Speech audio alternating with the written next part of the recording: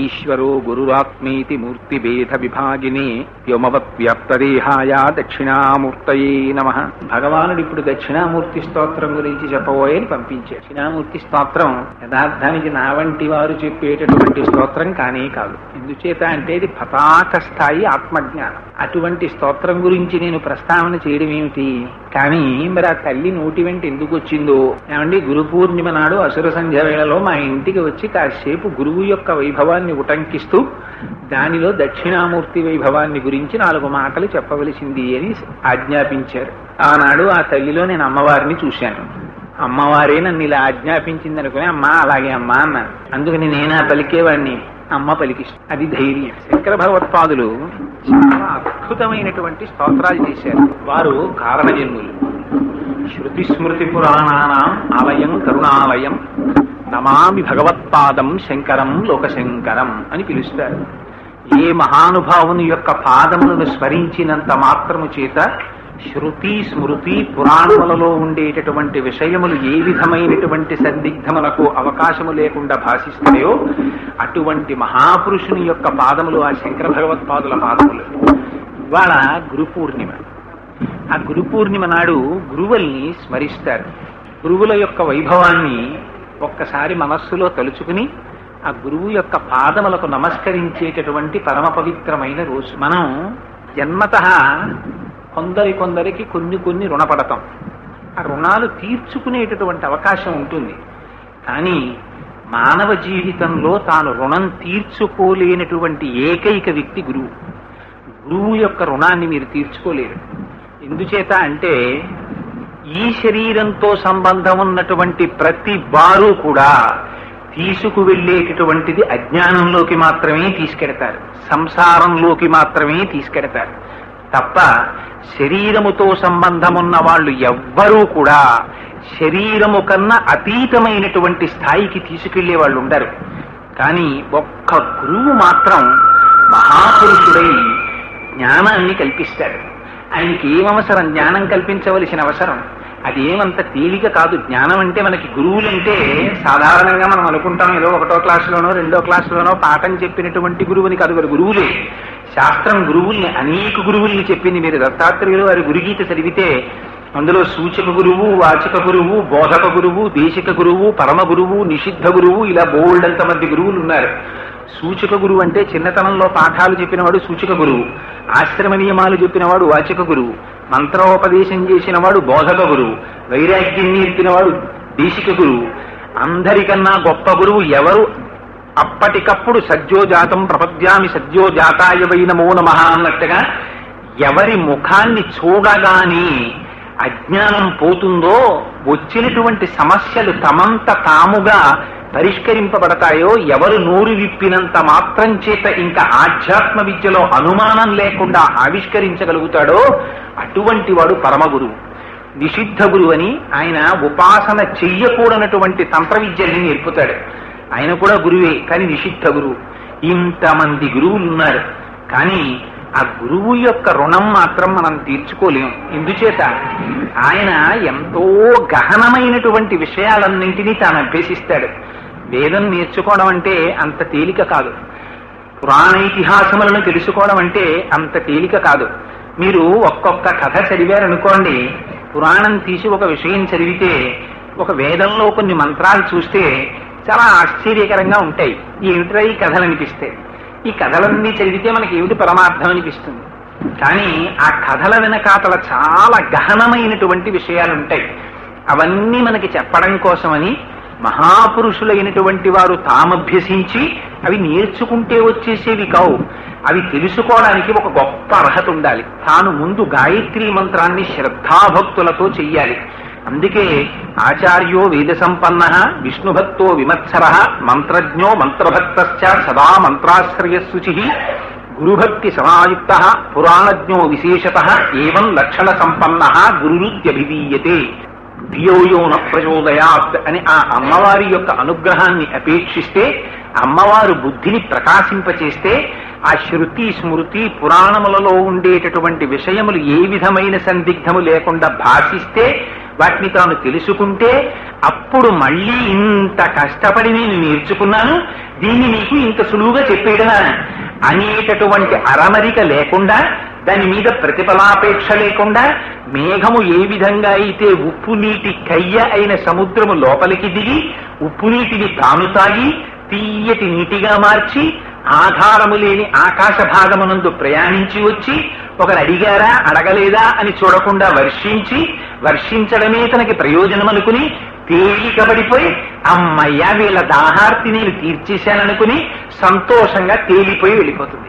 అలా గురువేం చేస్తాడు, తన జీవితాంతం గాయత్రీ మంత్రం చేస్తూ తాను శృతి స్మృతి పురాణములను తెలుసుకుంటూ అందులో ఉన్నటువంటి అనేకమైన విషయముల వెనకాతల నిక్షేపింపబడినటువంటి గూఢార్థములను తానిరింగి వాటిని అయ్యో ఇక్కడికి వెడితే క్లేశం కదా, అక్కడికి వెడితే కష్టం కదా, నా శరీరానికి అసౌకర్యం ఏర్పడుతుంది అని చూసుకోకుండా త్యాగి అయి నా కర్మణాన ప్రజయా ధనేన త్యాగే నైకే అమృతత్వ మనసు, దీనివల్ల ప్రయోజనం ఉందా అని ఆలోచించకుండా నిండిపోయినటువంటి బింది అంచులు ఇంకా నీరు పట్టలేక జారి కింద పడిపోయినట్టు తాను భగవంతుని యొక్క గుణములను అనుభవించడము చేత కలిగినటువంటి ఆనందము లోపల నిండి నిబిడీకృతమైతే దాన్ని పట్టుకోలేక వాక్కులుగా మారి గురువు యొక్క నోటి వెంట గంగా ప్రవాహంలా వెళ్ళిపోతుంటే ఆ మందాకినిలో తడిసి సంతృప్తులైనటువంటి వారు శిష్యులు. ఆ గురువేమో ఆశిస్తాడు, ఆయన ఏమీ ఆశించడు, మీరు ఆయనకి ఇవ్వలేరు. అందుకని గురుగీతలో ఒక మాట చెప్తారు, గుకారస్యంధకారస్తు రుకారస్తన్ నిరోధకృత్ అంధకార వినాశిత్వాత్ గురురుత్యభిధీయతే. అజ్ఞానం మనకి జీవితంలో మొట్టమొదటి నుంచే వచ్చేస్తుంది. పిలిచి పేరంటానికి పీట వెయ్యనక్కర్లేకుండా వచ్చేది ఏమిటంటే అజ్ఞానం. అది ఎవ్వరూ అడగక్కర్లేదు, ప్రతి వాడికి పుట్టుకతోనే ఒక విషయం తెలిసిపోతుంది. చంటి పిల్లాడి దగ్గరికి వెళ్ళి ఒరే మీ అమ్మని తీసుకెళ్ళిపోతున్నాను రా అన్నాడు అనుకోండి మేనమామ, నాది అమ్మ అంటాడు. వాడికి అప్పుడే మొదలు నేను నాదితో మొదలవుతుంది. ఒరే ఆ బిస్కెట్ ఇవ్వరా అంటే ఇవ్వనంటాడు, దాచేస్తాడు. మనం అది చూసి గడసరితనం రా వీడు వృద్ధిలోకి వస్తాడని సంతోషిస్తాం. ఈ నేను నాది జీవితాంతం పట్టుకుని పీడించేస్తూనే ఉంటాయి. అంత తేలికగా ఇది నాది కాదండి, ప్రపంచమంతా బ్రహ్మమయం జగత్, ఇందులో నాది కానిదే ఉంది, సమస్తం నేను నిండి వివిడీకృతమయ్యాను, నేను ఆత్మస్వరూపిణి అని ఎంతమంది అనగలరు? ఎవరిని చూసినా ఎన్ని కోట్ల మంది పుట్టినా అందరం శరీరంతో తాదాత్మ్యం చెందిన వాళ్ళమే. అందరం తల్లి తండ్రి అక్క చెల్లి అన్న తమ్ముడు.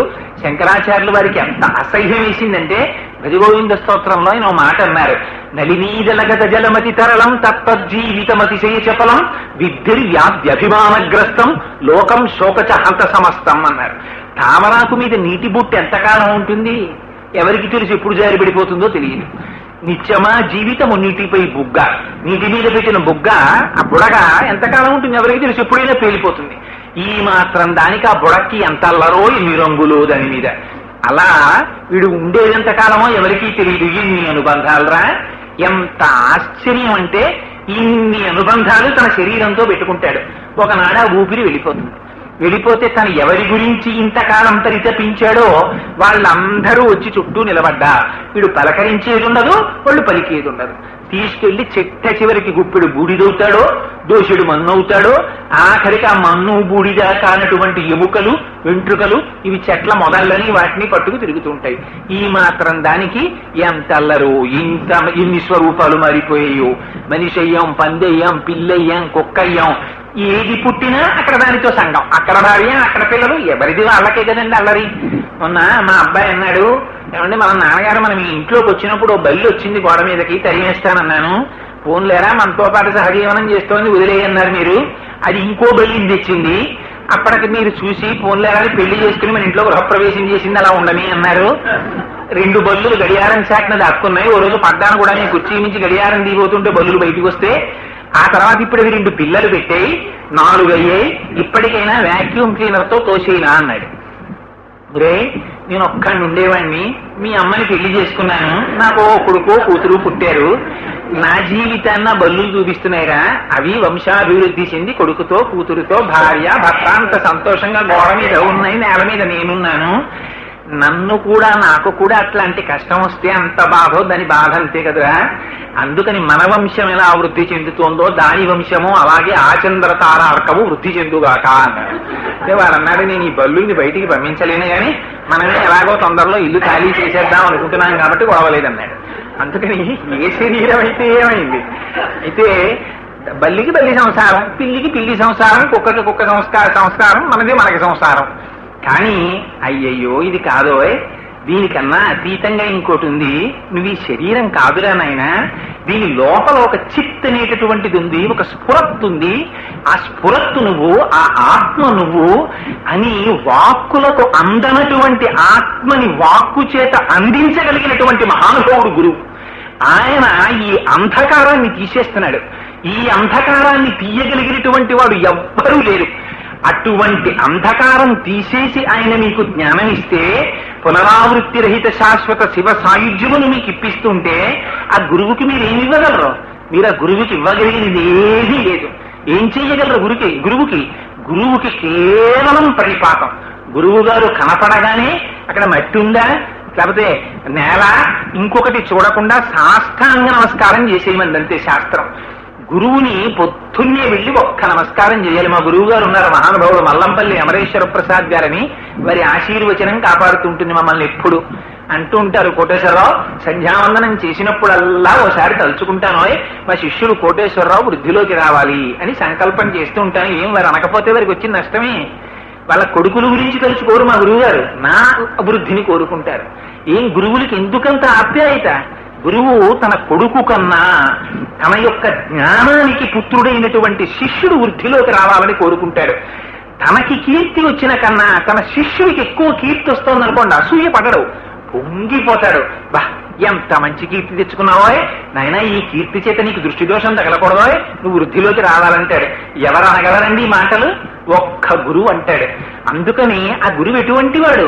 అన్ని గురువులోనే ఉంటాయి. గురుగీతలో చెప్తారు, నగురోరధికం తత్వం, నగురోరధికం తప, నగురోరధికం జ్ఞానం, తస్మై శ్రీ గురవే నమః. ఆ గురువు కన్నా తపస్సు లేదు, ఆ గురువు కన్నా జ్ఞానం లేదు, ఆ గురువు కన్నా తత్వం లేదు. ఆ గురువు పాదములు పట్టుకుని నమస్కరిస్తే ఆ గురువులోనే బ్రహ్మ ఉన్నాడు, ఆ గురువులోనే విష్ణు ఉన్నాడు, ఆ గురువులోనే శివుడు ఉన్నాడు, ఆ గురువే పరబ్రహ్మమై ఉన్నాడు.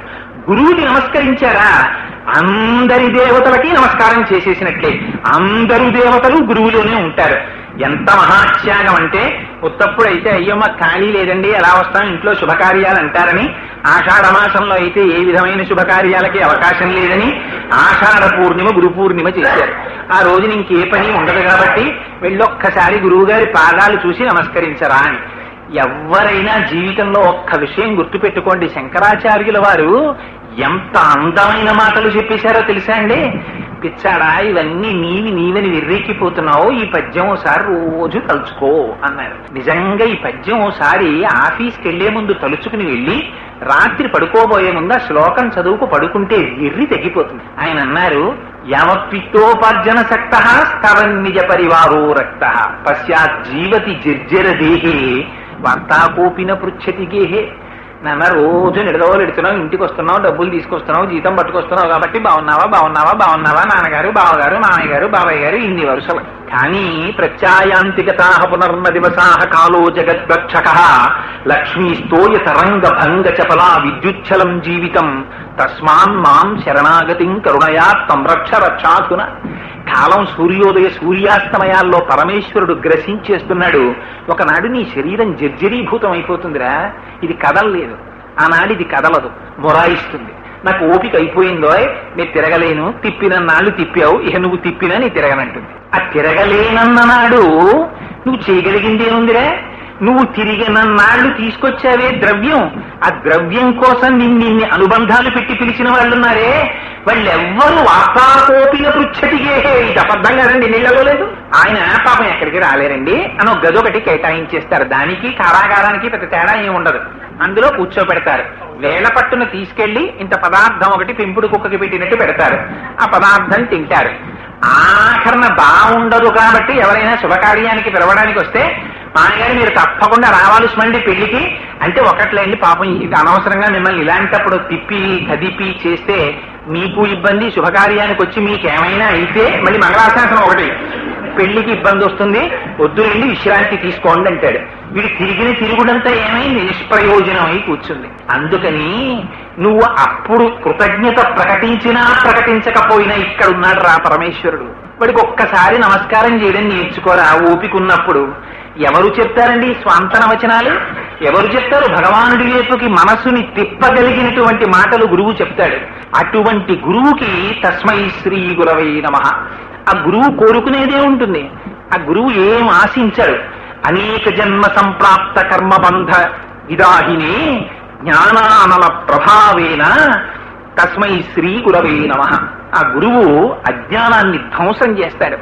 మనం కూడబెట్టుకుంటాం, దీన్ని వెట్టి మూట అంటారు. ఇది ప్రతివాడికి ఒకటి తగిలించి ఉంటుంది, మనకి తెలియకుండానే ఉంటుంది. ఇప్పుడు పాన్ కార్డులు ఎలా ఉంటున్నాయో ప్రతివాడికి, అలాగే ప్రతివాడికి కూడా ఓ మూట ఒకటి తగిలించి పంపిస్తాడు పరమాత్మ. దీన్ని వెట్టి మూట అంటారు. ఈ వెట్టి మూట అంటే అంతా మొయ్యలేడని మనం ఏం చేస్తామంటే సాధారణంగా లెస్ లగేజ్ మోర్ కంఫర్ట్ అని ఎక్కువ పెట్లల్లో పెట్టుకుని ఎక్కుతాం కదా రైలు, ఒక్కొక్కటే మోసి ప్లాట్ఫామ్ మీదకి దింపుకుంటాడు. అలాగే మనం చేసినటువంటి కర్మ పర్వతముల కింద పడిపోయి ఉంటే ఈ జన్మలో అనుభవించడం కోసమని ఓ సంచిలో అవన్నీ నింపి పంపిస్తాడు. చేసినవన్నీ మంచి కర్మలే అయితే వచ్చేవన్నీ సుఖాలే వస్తాయి. కానీ అన్ని మంచి కర్మలు ఎందుకు చేశాం? దాంతో పాటు చెడు కర్మలు చేయలే, మరి దాని ఫలితాన్ని ఇంకోటి అనుభవిస్తాడా? మనమే అనుభవించాలి. అందుకని సుఖం వస్తుంది, దుఃఖం వస్తుంది, రెండింటినీ సంచి తగిలించి పంపిస్తాడు. వీడి పనేమిటి?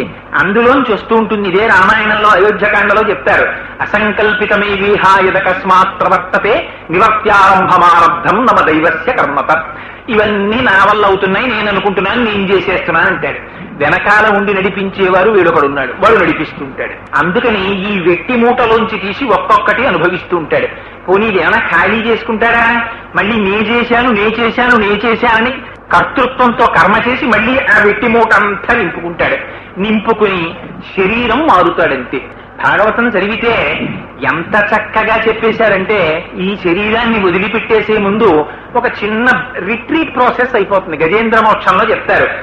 ఒక్కసారి ఈ ఇంద్రియాల్లో ఉండేటటువంటి శక్తి అంతా వెనక్కి వెళ్లి మనస్సులోకి వెళ్ళిపోతుంది. ఆ మనస్సు ఆత్మలోకి వెళ్ళిపోతుంది. ఆ ఆత్మ వెళ్ళిపోయే ముందు, ఇంట్లోంచి వెళ్ళిపోయే ముందు పిల్లాన్ని చేత్తో పట్టుకుని అమ్మ బయటికి వెళ్ళినట్టు జీవుణ్ణి వెంట పెట్టుకుని ఆత్మ బయటికి వెళ్ళిపోతుంది. ఆ వెళ్ళిపోయేటప్పుడు కొన్ని కోట్ల రంధ్రాలు, 2 కళ్ళు ఉన్నాయి, 2 ముక్కులు ఉన్నాయి, 2 చెవులు ఉన్నాయి, ఓ నోరుంది, ఓ మలద్వారం ఉంది, ఓ మూత్రద్వారం ఉంది, కొన్ని లక్షల రోమకూపాలు ఉన్నాయి. వీటిల్లోంచి ఏదో ఒక ద్వారంలోంచి బయటికి వెళ్ళిపోతుంది. ఆ వెళ్ళిపోవడం ఎవ్వరికీ కనబడదు. వాడు వెళ్ళిపోగానే వీడు పోయాడు అంటారు. ఈ శరీరాన్ని తీసుకెళ్తారు, దగ్ధం చేసేస్తాడు. ఇది ఆ వెళ్ళిపోయే ముందే తను ఏ రకమైనటువంటి కర్మ కోసమని ఇంత తాపత్రయపడిందో అది చిట్ట చివర ఊపిరిగా పెట్టుకుని వేరొక శరీరాన్ని వెతుక్కుని ఒక ఆకు మించి వేరొక ఆకు మీదకి గొంగళీ పురుగు వెళ్ళిపోయేటప్పుడు వెనక కాళ్ళని విడిచిపెట్టి ముందు కాళ్లతో పట్టుకున్నట్టు ఒక ఉపాధిని విడిచిపెట్టి ఇంకొక ఉపాధిలోకి వెళ్ళిపోతుంటాడు. ఇప్పటి వరకు ఈ ఉపాధి, ఆ జీవుడే ఇంకొక ఉపాధిలో ఉంటాడు. ఆయనే ఎప్పటి నుంచో కోరిక, కొడుకు పెద్ద ఆఫీసర్ అయి కారు కొనుక్కుంటే ఆ కారులో వెనక సీట్లో తాను కూర్చుని కిటికీ అద్దం దింపేసి ఆ కిటికీలోంచి వెళ్ళిపోతుంటే, ఆ కిటికీలోంచి చూస్తుంటే అప్పటి వరకు తన సామాన్యుడిగా చూసిన వాళ్ళు అమ్మో కలెక్టర్ గారు తండ్రి అండి కోటేశ్వరారు అని చెప్పి చూడాలని కలలు కంటాడు. కానీ ఏమవుతాయి? ఆయుర్దాయం పరమేశ్వరుడి చేతిలో ఉంటుంది. ఈలోగా వాడికి ఏమైనా అయిందనుకోండి, ఆ కోరిక ఉండిపోయిందనుకోండి, జీవి మారుతాడు, కుక్క శరీరంలోకి వస్తాడు, ఆ ఇంట్లోనే ఉంటాడు. ఆ కొడుకు మీద తాపత్రయం, అందుకని కొడుకు ఇంటికి రాగానే వెళ్ళి ఆయన కాళ్ళ చుట్టూ తిరిగేస్తుంటాడు. వీడు చీచీ అని పక్కకి తోసేస్తుంటాడు. అయినా ఎక్కడికి పోతుంది సంస్కారం? ఆ గత జన్మలో ఉన్నటువంటి ప్రేమ. కాసేపు కొడుకుతో తిరగాలని కోరిక, ఆయన గొలుసు పట్టుకుని కాసేపు అటు ఇటు తిప్పి తీసుకొచ్చి ఇంట్లో కట్టేస్తాడు. వాడు వెళ్ళిపోతుంటే ఏడుస్తుంటాడు, వాడు వస్తే సంతోషపడిపోతూ ఉంటాడు. ఆఖరికి కారు ఎక్కించుకుంటాడు, వెనక సీట్లో కూర్చుని నాలిక బయటికి జాపి హాహాహా అంటూ ఆ కారులో వెళ్ళిపోతుంటాడు. జీవుడు మారాడంటే ఉపాధి మారాడు, లోపల ఉన్నవాడు ఒకటే, ప్యాకింగ్ మెటీరియల్ మారిపోతుంటుంది. అందుకని నాన్న నువ్వు అనుకుంటున్నటువంటి ఇది నువ్వు కాదురా, ఇది నువ్వు అనుకుంటే ఇలాంటివి ఉండిపోతాయని సంతోషపడ్డ వాళ్ళు చాలా మంది ఉన్నారా. కొంచెం పెద్ద పెద్ద పదవుల్లో ఉన్న వాళ్ళు గంధపు చెక్కల్లో కాలిపోయారు, మామూలు వాళ్ళందరూ చింతకర్రల్లో కాలిపోయారు. తప్పించి ఉండిపోయిన వాడు ఎవడూ లేడు. ఇది ఉండమన్నా ఉండదు నాన్న, లోపల ఉన్న ఆత్మ నువ్వు అని గురువు చెప్తాడు. చెబితే వీడికి వైరాగ్యం కలుగుతుంది. కలిగితే ఆ వైరాగ్యం చేత చెయ్యవలసిన మంచి పనులు చేస్తాడు. ఆ మంచి పనులు చేస్తే తను మనుష్య ఉపాధిలోకి వచ్చాడు కాబట్టి మెట్టెక్కుతాడు. ఇది ఒక్క మనుష్యుడే చెయ్యగలడు, ఇతర జీవులకి కుదరదు. మీరు ఒక కుక్కని తీసుకొచ్చి దక్షిణామూర్తి స్తోత్రం చెప్తానన్నారనుకోండి, ఆయన్ని పిలవకండి మనకి చెప్పేవాడు కాదు ఆయన అంటాడు. అందుకని మనుష్యుడైతేనే వచ్చి కూర్చుని వినగలడు. ఒక దేవాలయంలోకి వెళ్ళాలంటే మనిషి అయితేనే వెళ్ళగలడు. ఒక దీపం వెలిగించాలంటే మనిషి అయితేనే వెళ్ళగలడు. ఇప్పుడు తెలియదు ఆ బాధ. నిజంగా చెప్తున్నాను, ఒక దేవాలయం పక్కన టేకు చెట్టు అయి పుట్టారనుకోండి, ఆ టేకు చెట్టు నిటారుగా పెరుగుతోందనుకోండి, కార్తీక పౌర్ణమి నాడు అందరూ వచ్చి దీపాలు పెడుతున్నారనుకోండి లోపల, అందులో కూడా వృద్ధి క్షయం ఉన్నాయి కదా, పెరుగుతోంది కదా, లోపల జీవుడు ఉన్నాడు కదా. ఆ టేకు చెట్టు అక్కడి నుంచి చూసి, ఇంతకు ముందు నేను మనుష్యుణ్ణే, ఈ శివాలయం వెనక వీధిలోనే ఉండేవాణ్ణి, ఒక్కనాడు గుళ్ళోకి వెళ్ళలేదురా, ఇలా నేను కూడా ఒక్క దీపం పెట్టుంటే ఎంత అదృష్టాన్ని పొందుండేవాణ్ణో, ఆ గుళ్ళోకి వెళ్ళుండేవాణ్ణి, ఇవాళ ఇంతమంది ఎన్ని తరాలు చూశానో, ఇదిగో ఇలా పెరుగుతున్నాను. ఆఖరికి దీన్ని తరుక్కుపోయి తలుపులు గోడలు చెక్కలు చేసుకునేవాడు వస్తాడు, ఎందుకురా ఈ బతుకుని ఏడుస్తుంది. అందుచేత శంకర భగవత్పాదులు దేని కొరకు తలకొట్టుకుని బాధపడ్డారు? మనుష్యత్వము, ముముక్షత్వము, మహాపురుష సమాశ్రయణము. అందుకని నాయన మనుష్య జన్మ వచ్చిందిరా జాగ్రత్త అంటాడు గురువు. అందుకని ఆ గురువు యొక్క రుణం తీర్చుకునేది కాదు. అందుకని గురు పూర్ణిమ అని సెలబ్రేట్ చేసుకుని ప్రత్యేకం ఆషాఢమాసం పౌర్ణమి నాడు చెయ్యడం వెనకాతల ఒక రహస్యం కూడా ఉంది. గురువు యొక్క అవసరం ఎప్పుడో తెలుసా అండి? బాగా చీకటి పడాలి, బాగా మొక్కలు గిక్కలు లతలు అలాంటివన్నీ పెరిగిపోవాలి, దారి డొంకైపోవాలి, మార్గం తెలియనటువంటి పరిస్థితి అయిపోవాలి. అప్పుడు కదా మీకు భయం వేసి ఎవరన్నా తోడొస్తే బాగుండని అడుగుతారు. బాగా వెలుతురుండి చక్క హైవే కనపడుతుంటే ఎవరొస్తే ఏలేసుకుంటే పాట పాడుకుంటూ వెళ్ళిపోతారు. ఆషాఢమాసం వస్తే అదిగో అటువంటివన్నీ ప్రారంభం అవుతాయి. ఆషాఢమాసంలో ఆకాశం అంతా మేఘావృతం అయిపోతుంది, చీకటి పడిపోతుంది. ఎక్కడ చూసినా లతలు తీగలు చెట్లు మొక్కలు అన్నీ పెరిగిపోతాయి. నామరూపాత్మకమైనటువంటి జగత్ ఏర్పడిపోతుంది. అప్పటి వరకు ఏ గింజ ఏదో తెలియదు, భూమి మీద పడిపోయి ఉంటుంది. వర్షపు చినుకొచ్చి ఆ గింజని తగులుతుంది, నామం వస్తుంది, రూపం వస్తుంది. ఆ రూపం చూసి వెంటనే అంటాడు ఇంటి యజమాని, అబ్బో పనస మొక్క లేచిందే ఇంట్లో, దీనికి కుదురు కట్టి అంటాడు. మిగిలిన వాటిని పీక అవతల పారేస్తాడు. అందుకని నామరూపాత్మకమైన జగత్ వస్తుంది. ఇక్కడ కూడా అంతే. ఇక్కడ కూడా అజ్ఞానం అనేటటువంటి చీకటి ఏర్పడుతుంది. ఈ అజ్ఞానం అనేటటువంటి చీకటిలో ఆశ మోహము అనేటటువంటి లతలు పెరిగిపోయినప్పుడు గురువు అనేటటువంటి వాడు బయలుదేరి, రమణ మహర్షి అంటాడు, గురువుది సింహనాదం. గురువు ఒక్కసారి నోరు విప్పి మాట్లాడాడనుకోండి, వెంటనే అప్పటి వరకు ఉన్నటువంటి అజ్ఞానం వెనక్కి తిరిగి పారిపోతుంది. సింహం ఒక్కసారి అరణ్యంలో లేచి గర్జించింది అనుకోండి, మిగిలిన జంతువులన్నీ పారిపోతాయి సింహగర్జన వినేసరికి. గురువు ఒక్కసారి పీఠం మీద కూర్చుని ఆత్మబోధ చేశాడనుకోండి, అప్పటి వరకు ఉన్న అజ్ఞానం పటాపంచలైపోతుంది. భిజ్యతే హృదయ గ్రంథి, ఛింద్యంతే సర్వసంశయా, క్షీయంతే చాస్యకర్మాణి, తస్మిన్ దృష్టే పరావరే. ఆ గురువుకి ఇది ఉండాలని కోరిక ఏమీ ఉండదు. తాను శరీరము కాదు, తను కేవలం ఆత్మ. ఆ గోడ మీద చూడండి రమణుల్ని, వారికి ఏమిటి, వారికి ఏం అక్కర్లేదు. ఆ గోచి కూడా ఆయన ఎందుకు పెట్టుకున్నారు? బాగుండదు మహాప్రభో పెట్టుకోండి శిష్యులు అంటే పెట్టుకున్నారు, లేకపోతే ఆయనకి ఆ గోచి కూడా అక్కర్లేదు. అసలు శరీరమే నేను కాదు, ఇంకా ఆ భావనతో ఉన్నవాడిని మీరు కొడతారా, తిడతారా, కోస్తారా, ఏం చేస్తారు? ఏం చేసినా ఆయనకి బెంగలేదు. ఆయనకి సర్కోమా వచ్చింది, ఆయనకి ఏం బెంగలేదు. పుండు, ఈ శరీరమేవో పుండు, దీనికో పుండు పుట్టింది, మళ్ళీ దాని గురించి నాకు బెంగ ఏమిటన్నారు. ఇదిగో ఆ స్థితికి గురువు పెడతాడు. అందుకే గురువు యొక్క దర్శనం చేస్తే చాలు, గురువు యొక్క నడువడి చూస్తే చాలు, వెంటనే అబ్బాయి మహానుభావుడురా అని ఆయన తేజస్సు చేత, ఆయన నడువడి చేత అలా ప్రవర్తించాలనిపిస్తుంది. శ్రీభాష్యం అప్పలాచార్య స్వామి వారిని కాకినాడలోనే ఉండేవారు మహానుభావుడు. రామాయణం ఇలా చంకలో పెట్టుకుని ఓ కండువా కప్పుకుని యలమంచలి సింహాద్రి ఎక్స్ప్రెస్ దిగేవారు. నేను ఆంధ్ర బ్యాంక్ లో పనిచేసేవాడిని. అప్పుడు ఇద్దరం కలిసి నడిచి బయటకు వచ్చేవాళ్ళం. ఓ రిక్షా కూడా వచ్చేది కాదు. స్వామి ఏమిటండి రామాయణం చెప్పడానికి ఎడుతున్నారా అంటే అవుననేవారు. మరి స్వామి ఎవరు ఏం రిక్షా కూడా పంపించరా అంటే ఎందుకో 4 అడుగులు నడిచి వెళ్ళిపోను అనేవారు. స్వామి ఏమండి మరి నడిచి వెళ్ళడం ఏమిటి స్వామి, కనీసం చెప్పుకునేవాళ్ళు రిక్షా పంపించరా? ఎంత ఉపకారం చేశారో. నన్ను రామాయణం చెప్పమన్నారు. వాళ్ళ ఇంటికి వెళ్ళి రామాయణం చెప్పి నేను ఎంత ఉద్ధరింపబడుతున్నాను కోటేశ్వరరావు, వారికి నేనా నమస్కరించవలసింది, వారు నాకా నమస్కరించవలసింది, పైగా రిక్షాగా నాకు. ఎంత విధేయతండి, ఎంత వినయం అండి. ఆ వినయం గల వారు నా స్థితికి తీసుకెళ్ళింది, మహామహోపాధ్యాయ బిరుదాంకితుల్ని చేసింది. ఇవాళ శ్రీభాష్యం అప్పలాచార్య స్వామి వారి పేరు చెప్తే కంట నీరు పెట్టని వారు లేరు, ఆయన శరీరం విడిచిపెట్టారంటే. అది గురువు యొక్క స్థితి. ఒక కుటుంబంలో ఒకడు పోతే ఆ కుటుంబం బాధపడుతుంది. గురువు కాని వెళ్ళిపోయాడా సమస్త లోకం తల్లడిల్లిపోతుంది. మళ్ళీ ఆ గురువు ఎక్కడి నుంచి వస్తాడని ఇప్పుడే అక్కడ సభలో చెప్పొచ్చాను. గురువు వల్ల ఉండేటటువంటి ఉపకారం ఏమిటని అడిగారు రమణ మహర్షిని శిష్యులు. అంటే రమణులు అన్నారు, గురువు శరీరంలో ఉండడమే ఉపకారం అన్నారు. గురువుకి శరీరం అక్కర్లేదు, గురువుకి శరీరం గురించి తాపత్రయం లేదు, అది ఎప్పుడు పడిపోతే అప్పుడు పడిపోతుంది, దాని గురించి ఆయనకేం బెంగ లేదు. కానీ బెంగంతా ఎవరికి? శిష్యుడికి. గురువు గారి శరీరంలో ఉంటే అనుమానం రాగానే నోరు విప్పి చెప్పేస్తారు, ఉపదేశం చేస్తారు. కానీ ఆ గురువే శరీరంలో లేకపోతే మీరు సేవించుకోవడానికి మూర్తి లేదు. అందుకని గురువు శరీరంతో ఉండడం గురువుకి కాదు ప్రయోజనం, గురువు శరీరంతో ఉండడం శిష్యులకి ప్రయోజనం. అందుకని గురువు ఉండగా శిష్యులు సేవించుకుని ధన్యులు కావాలి. మళ్ళీ అటువంటి మూర్తి వస్తారో రారో. అందుకే ఎందరో రావచ్చు, ఎందరో వెళ్ళిపోవచ్చు, గురుస్వరూపం మాత్రం రాదు. అదిగో అటువంటి స్వరూపాలలో అత్యద్భుతమైనటువంటి స్వరూపం దక్షిణామూర్తి స్వరూపం. ఆ దక్షిణామూర్తి స్వరూపాన్ని శంకర భగవత్పాదాచార్యులు స్తోత్రం చేశారు. శంకరులు సాధారణంగా ఏ ఒక్క విషయాన్ని కూడా అనేక మార్లు చదివినట్టుగా ఎక్కడా వ్రాయలేదు. వారు ఏకసంతాగ్రాహి. ఒక్కసారిగా చూస్తే వారికి తెలిసిపోతుంది వారు ఎంత శక్తివంతులంటే.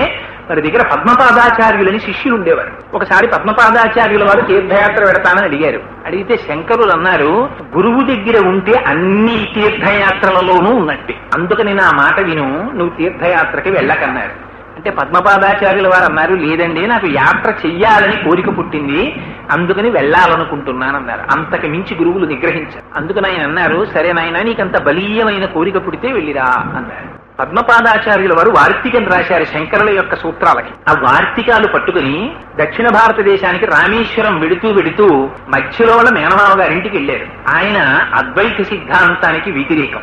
ఆయన ఈ వ్యాఖ్యానాలన్నీ విన్నాడు. ఇవి కానీ పొద్దున్న వ్యాప్తి చెందితే మా సిద్ధాంతానికి ఇబ్బంది వస్తుందని ఆయనతో అన్నాడు, నువ్వు రామేశ్వరం వెడుతున్నావు కదా, అది చాలా గహనమైన ప్రయాణం, అందుకని నువ్వు అక్కడికి వెళ్ళినప్పుడు ఏమైనా ఇబ్బంది ఏర్పడి ఈ వార్తికాలు పోతే మళ్ళీ ఎక్కడి నుంచి వస్తాయి, ఇంత కష్టపడి రాశావు, మా ఇంట్లో పెట్టి వెళ్ళు, భద్రంగా ఉంచుతానన్నాడు. ఆ ఇంట్లో పెట్టుకున్నాడు. పాపం పద్మపాదాచార్యుల వారు వెళ్ళిపోయారు. ఆయనకి బెంగ ఇదే పట్టుకుంది, ఈ వార్తికాలు చదివిరే పొద్దున్న వ్యాఖ్యానాలు చేయడం మొదలు పెడితే మన సిద్ధాంతాలు నిలబడవు, అందుకని ఈ వార్తికాలు బయటికి వెళ్ళకూడదు, ఏం చేసి వీటిని నాశనం చేసేయాలని ఆలోచించాడు.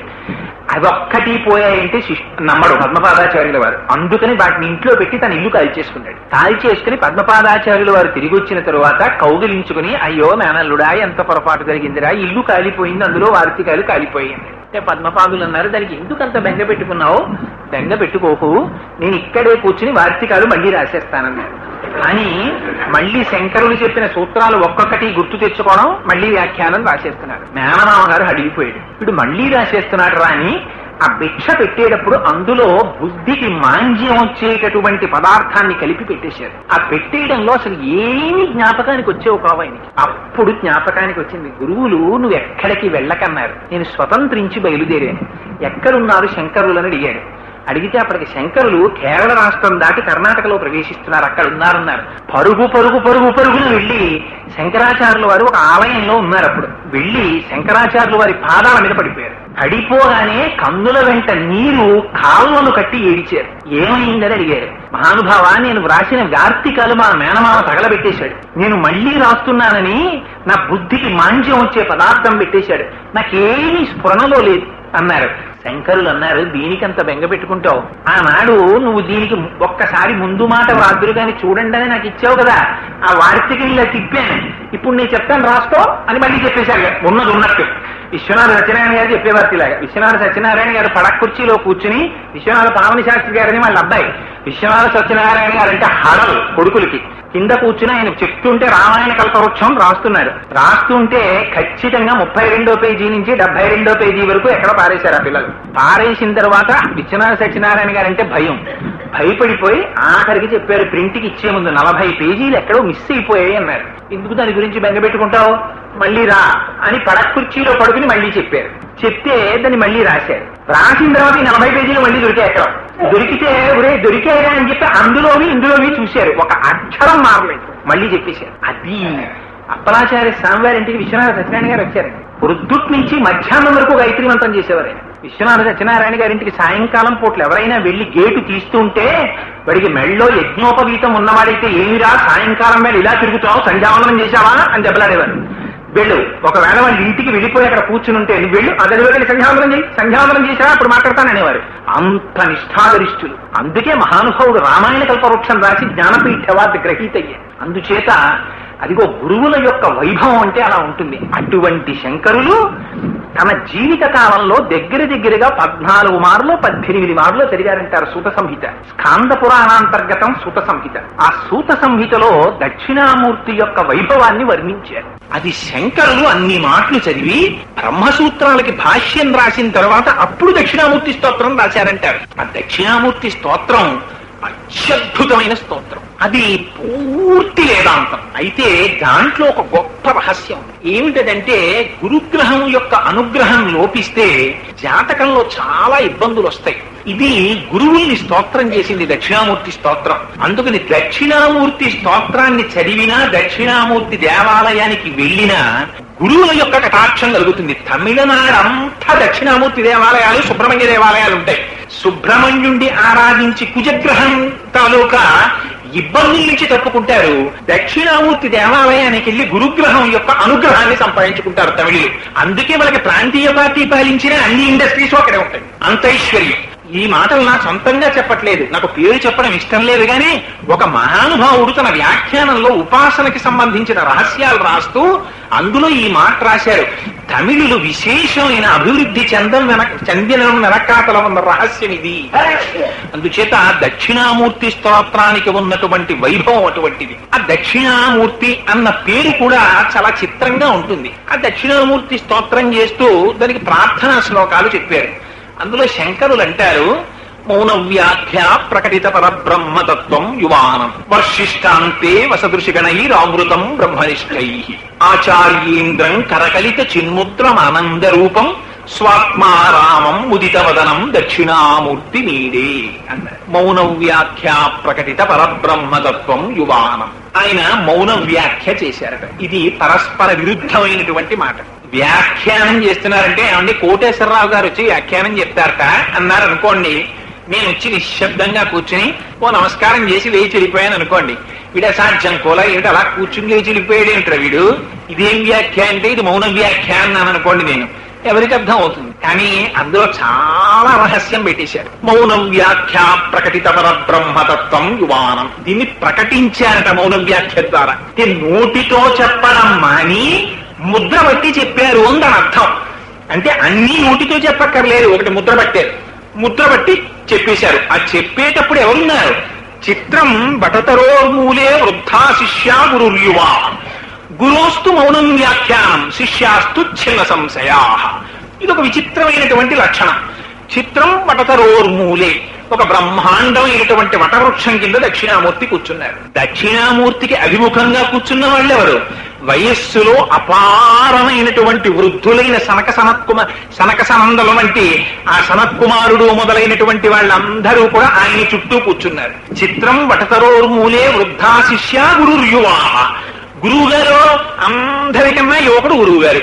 గురువు గారు కూర్చుని దక్షిణామూర్తి స్తోత్రం చెప్తున్నారు. వింటున్న శిష్యులందరూ వృద్ధులు. గురోస్తు మౌనం వ్యాఖ్యానం. గురువు గారు మౌనంగా వ్యాఖ్యానం చేశారు, నోరు విప్పి చెప్పలేదు. శిష్యాస్తు చిన్న సంశయా. శిష్యుల యొక్క అనుమానాలన్నీ తీరిపోయాయి అన్నారు. ఇంతకుముందు ఎందరు గురువుల దగ్గరకో వెడితే నోరు విప్పి చెప్పారు, ఎవరికి తీరలేదు, అనుమానాలు తిరిగిపోయి. దక్షిణామూర్తి దగ్గరికి వచ్చారు, నోరు విప్పి చెప్పకుండా మొదలుపెట్టారు. ఆయన వాళ్ళ సంశయాలు తీరిపోయి అమ్మయ్య బ్రహ్మం అంటే ఏమిటో మాకు ఇప్పుడు అర్థమైందని వాళ్ళు సంతోషంగా వెళ్ళిపోయారట. ఇలాంటి దక్షిణామూర్తిని ఆరాధన చేస్తే గురవే సర్వలోకానాం విషజే భవరోగిణాం నిధయే సర్వ విద్యానాం దక్షిణామూర్తయే నమః అన్నారు శంకరాచార్యులు వారు. గురవే సర్వలోకానాం, సమస్త లోకములకు కూడా ఈ దక్షిణామూర్తి గురువు. గురవే సర్వలోకానాం భిషజే భవరోగిణాం. భవరోగానికి భిషక్ అంటే ఆయన వైద్యుడు. నిధయే సర్వ విద్యానాం, అన్ని విద్యలకు ఆయన నిధి. దక్షిణామూర్తయే నమః. అటువంటి వారికి నమస్కరిస్తున్నాను. గురవే సర్వలోకానం, అన్ని లోకములలో ఉండేటటువంటి వారికి దక్షిణామూర్తి గురువు. భిషజే భవరోగిణం, పరమశివుడికున్నటువంటి చాలా చిత్రమైనటువంటి పేర్లలో భవ అని ఒక పేరు. ఆయనకి పరమశివుడికి పూజ చేసేటప్పుడు ఓం నిధనపతయే నమః, ఓం నిధనపతాంతికాయ నమః, ఓం ఊర్ధ్వాయ నమః, ఓం ఊర్ధ్వలింగాయ నమః అంటూ ఓం భవాయ నమః, ఓం భవలింగాయ నమః అంటారు. అమ్మవారికి వెంటనే పక్కన మాట చెప్తారు, ఓం భవస్య దేవస్య పత్నే నమః అంటారు. ఏమిటి నామం? దీని లింగ పురాణం వ్యాఖ్యానం చేసింది. లింగ పురాణంలో ఈ భవ అన్న నామం గురించి చెప్తూ ఒక అందమైన వ్యాఖ్యానం చెప్పారు. జగత శైలాత్మిక భవ ఇత్యుచ్యతే మూర్తిర్భవస్య పరమాత్మనః అన్నారు. పరమశివుడు నీటి రూపంలో ఉంటాడు. ప్రాణాలు నిలబడేటటువంటిది ఆహారానికి నిలబడవు, నీటికి నిలబడతాయి. పంట పండకపోతే ఉపద్రవం తక్కువ ఉంటుంది, కానీ నీరు లేదనుకోండి మొదటి ఉపద్రవం ఎక్కడొస్తుందంటే అసలు సంధ్యావందనం ఉంటుంది. సంధ్యావందనమే పోయింది అంటే ఇప్పుడు అర్ఘ్యం ఇవ్వడానికి కూడా నీళ్లు లేవన్నమాట. నీళ్లు లేవనుకోండి ప్రపంచంలో తల్లి తండ్రి కొడుకు అని కూడా చూడరు, దాహంతో ఒకరినొకరు పొడి చేసుకుంటారు. అందుకని నీరు అంత ప్రధానం. ఆ నీరు శివస్వరూపం. అందుకని లింగ పురాణం భవ ఇత్యుచ్యతే మూర్తిర్భవస్య పరమాత్మనః అంది. జగత శైలాత్మిక, జగత్తుని నిలబెడుతున్నాడు ఆయన అంది. ఆ నీటికి రుచి రూపంలో, నీటికి ప్రవాహ రూపంలో అమ్మవారు ఉంటుంది. వాళ్ళిద్దరు ఎప్పుడు కలిసే ఉంటారు. అందుకని భవస్య పత్నే నమః అంటారు పక్కనే. ఆ భవుణ్ణి ఇక్కడికి వచ్చేటప్పటికీ గురవే సర్వలోకానాం నిధయే సర్వ విద్యానాం భిషజే భవరోగిణాం. ఆయన వైద్యుట్టు దేనికి? భవరోగానికి. భవరోగం అంటే ఏంటి? భవరోగం అంటే పుట్టడం చావడం, పుట్టడం చావడం, పుట్టడం చావడం అంతే. సంసారమే భవరోగం. సంసారం దేనికి లేదు? ప్రపంచంలో అన్ని జీవులకి సంసారం ఉంది. ఆ సంసారం అనేటటువంటి వ్యాధిని తీసివేయడానికి గురువు వైద్యుడు దక్షిణామూర్తి. ఇంత గొప్ప దక్షిణామూర్తి స్తోత్రాన్ని అందిస్తూ ఆ మాట అనడం ఏమిటి? ఆయన యువకుట్ట, కూర్చున్నటువంటి శిష్యులందరూ వృద్ధులుట. ఈ మాట చెప్పడం ఎందుకండి శంకరాచార్యులు గారు అంటే, వృద్ధులు అండంలో మీరు ఒక విషయాన్ని గమనించాలి. వృద్ధాప్యం దేనికి వస్తుంది? శరీరానికి వస్తుంది. శరీరముతో తాదాత్మ్యత చెందినటువంటి వాడు శరీరముతో తాదాత్మ్యత చెందని వాడి దగ్గర వింటున్నాడు. శరీరముతో తాదాత్మ్యత చెందని వాడు కాబట్టి ఆయన ఎప్పుడు యువకుడుగానే ఉంటాడు పరమశివుడు. శరీరముతో తాదాత్మ్యత చెందిన వాడికి బాల్యము, యవ్వనము, కౌమారము, వార్ధక్యము ఇన్నుంటాయి. అందుకని అజ్ఞానం అంటే శరీరంతో తాదాత్మ్యం. శరీర తాదాత్మ్యత కలిగినటువంటి అజ్ఞానము వలన బ్రహ్మమును సక్రమముగా తెలుసుకోలేకపోయినటువంటి శిష్యులు ఎదురుగుండా కూర్చొని ఉండగా, శరీరముతో తాదాత్మ్యమును చెందక కేవలము బ్రహ్మజ్ఞానమును పొంది తాను ఆత్మస్వరూపిగా నిలబడినటువంటి పరమేశ్వరుని దగ్గర జ్ఞానమును పొందడానికి వృద్ధులైనటువంటి శిష్యులు చుట్టూ పరివేష్టించి ఉన్నారు.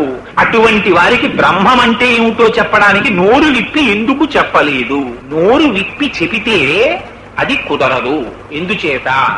ఎతో వాచో నివర్తంతే అప్రాప్య మనసా సహా. ఎక్కడ వాక్కు మనస్సు ఇంకా మేము చెప్పలేమని వెనక్కి తిరిగిపోతాయో అక్కడ బ్రహ్మమున్నది. ఏమిటి కారణం అంటే, ఇప్పుడు నేను విశ్వం దర్పణ దృశ్యమాననగరీ తుల్యం నిజాంతర్గతం పశ్యన్నాత్మని మాయయా బహిరివోద్భూతం యథా నిద్రయ యస్సాక్షాత్ కురుతే ప్రబోధ సమయే స్వాత్మానమేవాద్వయం తస్మై శ్రీ గురుమూర్తయే నమగితం శ్రీ దక్షిణామూర్తయే అని మొదలెట్టాననుకోండి, అదొకటే 2 గంటలు పడుతుంది. అందుకని ఇవాళంతా కుదరదు కాబట్టి ఒక విహంగ వీక్షణం కింద దక్షిణామూర్తి స్తోత్రాన్ని స్పృశిస్తాను. ఎందుకంటే ఇలాంటి రోజున దక్షిణామూర్తి స్తోత్రాన్ని వినడం జన్మ జన్మాంతర సుకృతం. అందుచేత శంకరులు అంటారు, ఈ స్తోత్రంలో ఇలా పట్టారంతే శంకరులు. అందుకని దీన్ని చిన్ముద్ర అంటారు. ఇలా ముద్ర పట్టారు. ఎదురుగుండా కూర్చున్న వాళ్ళందరికీ అజ్ఞానం పోయింది. ఏమిటి ముద్ర అంటే, నోరు విప్పి చెప్తే అర్థం అవుతుందా? ఇలా ముద్ర పట్టుకుంటే అర్థం అవుతుందా? అర్థం అయిందిట కూర్చున్న వాళ్ళకి. ఏమిటి ముద్ర అంటే, ఇందులో రహస్యం మీకు తేలిక భాషలో చెప్పాలంటే, నన్ను మీరు వచ్చి అయ్యా మీరెవరండి అని అడిగారు అనుకోండి, నేను కోటేశ్వరరావునండి అంటాను. ఒక్క విషయం చాలా జాగ్రత్తగా ఆలోచించండి. ఈ కోటేశ్వరరావు అనబడేటటువంటి నామం ఎప్పుడు వచ్చింది నాకు? ఈ పేరు ఎప్పుడు వచ్చింది? ఈ రూపం ఒకటి వచ్చాక వచ్చింది. మా అమ్మ కడుపులోంచి నేను పిల్లాన్ని వస్తే అప్పుడు కూడా నాకు వెంటనే రూపం లేదు, నామం లేదు. బయటికి రాగానే మా నాన్నగారు అమ్మగారు తర్జన భర్జనలు పడి వీడికి ఏం పేరు పెడదామని ఆలోచించి ఏదో మొత్తం మీద సంకలనం చేసి వీడికి ఇంత పేరు పెడదామని ఓ పేరు పెట్టారు. ఆ పేరుతో ఈ శరీరం తాదాత్మ్యత పొందింది. కోటేశ్వరరావు ఇలా చూస్తాను. ఎందుకని చాలా కాలం నుంచి అలవాటు అయిపోయింది ఇది కోటేశ్వరరావు అని. నామం ఉంటే రూపం ఉంది, రూపం ఉంటే నామం ఉంది, నామం లేకపోతే రూపం లేదు, రూపం లేక నామం లేదు. ఇది కదా, ఇది యథార్థం. అంగీకరిస్తారా? నామం ఉంది కాబట్టి రూపం ఉంది. అది కుండగా కనపడుతోంది కాబట్టి కుండ అంటున్నారు మీరు. నేను పటకార పట్టుకొచ్చి ఇదిగో కుండ అన్నాను అనుకోండి, మీరు ఏమంటారు? నోరు మీద కొండేరా పటకారానికి ఏం వెర్రే పిచ్చే అంటారు. ఎందుకని మీకు లోపల ఒక జ్ఞానం ఉంది. బయట ఉందా లోపల ఉందా? ఇప్పుడు కుండ బయట లేదు, లోపల ఉంది. ఇది శంకరుల సిద్ధాంతం. బయట లేదు ప్రపంచం, తుల్యం నిజాంతర్గతం. ఇక్కడుంది ప్రపంచం. ఎలా ఉంది? విశ్వం దర్పణ దృశ్యమానమనగరి. అద్దంలో ప్రపంచం ప్రతిబింబించినట్టు సమస్త జగత్ జాయతే గచ్చతే ఇది జగత్, వచ్చిపోయి వెళ్లిపోయేటటువంటి జగత్ నీ లోపల ఉన్న ఆత్మ యందు భాషిస్తోంది. ఆత్మ చేత నువ్వు తెలుసుకుంటున్నావు.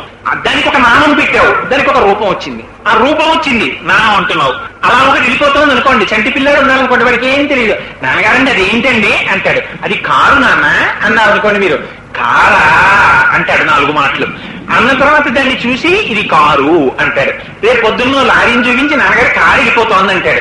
అది కారు కాదురా, అది లారీ అంటారు. ఏం నాన్నగారు అది ఇలాగే వెళ్ళిందిగా అంటే అందులో మనుషులు కూర్చుంటారా, ఇందులో సరుకులు వేస్తారు, తేడా చెప్తారు. ఇప్పుడు కొంచెం పెద్దవాడైన తర్వాత ఇది లారీ, ఇది కారు.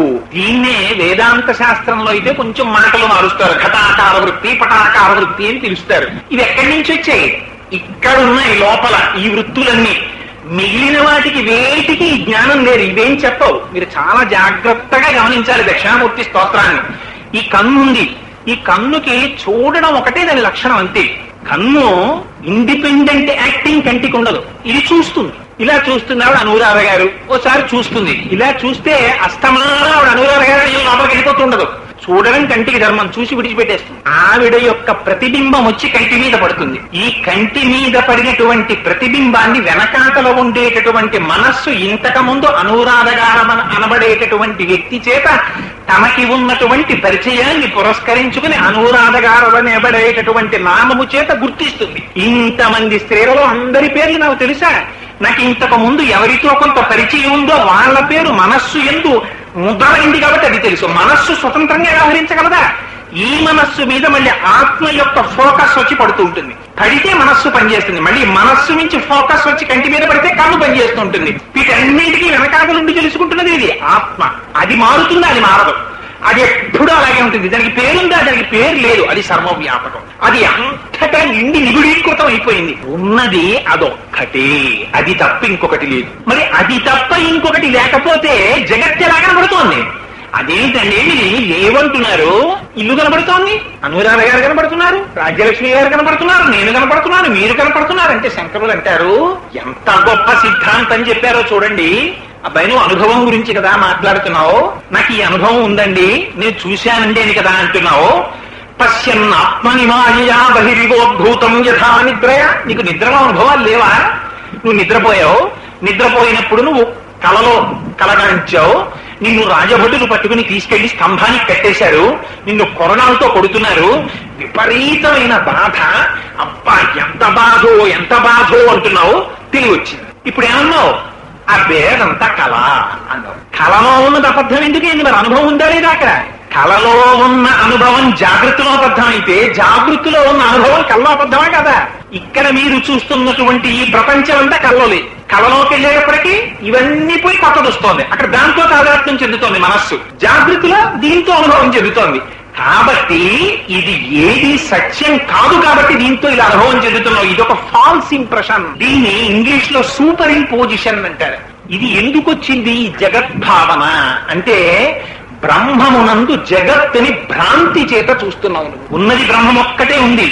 కొంచెం ఆ తాడు కదిలిందనుకోండి, పాము యొక్క కదలికలాగే అనిపిస్తోంది. పడుకుంది అని మెల్లిమెల్లిగా అడుగులు వెనక్కేస్తాడు.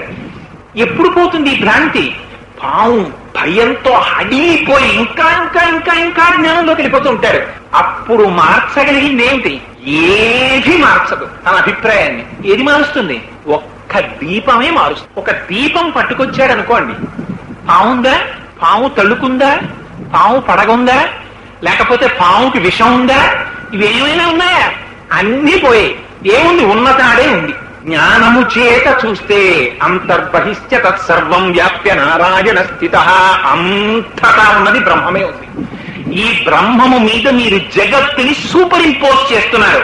పావు మీద తాడుని చూపించినట్టు, సముద్రము మీద బుడగని చూపించినట్టు మీరు మట్టి, ఒక్కటే మట్టి ఉంది, ఆ మట్టే కుండవుతోంది, ఆ మట్టే మూకుడవుతోంది, ఆ మట్టే అట్లకాడవుతోంది, ఇన్ని అవుతోంది. ఉన్నది ఒకటే పదార్థం, దానికి మీరు రూపం ఇస్తే నామం వస్తోంది, నామం ఇస్తే రూపం వస్తోంది, నామం పోతే రూపం పోతోంది, రూపం పోతే నామం పోతోంది, రెండూ పోతే తన సహజ స్థితిలోకి వెళ్ళిపోతుంది. అందుకని ఉన్నది బ్రహ్మం ఒక్కటే. ఉన్న బ్రహ్మమును నువ్వు 3 స్థితిలలో చూస్తున్నావు. ఏమిటవి? ఒకటి స్వప్నము, జాగ్రత్త, సుషుప్తి.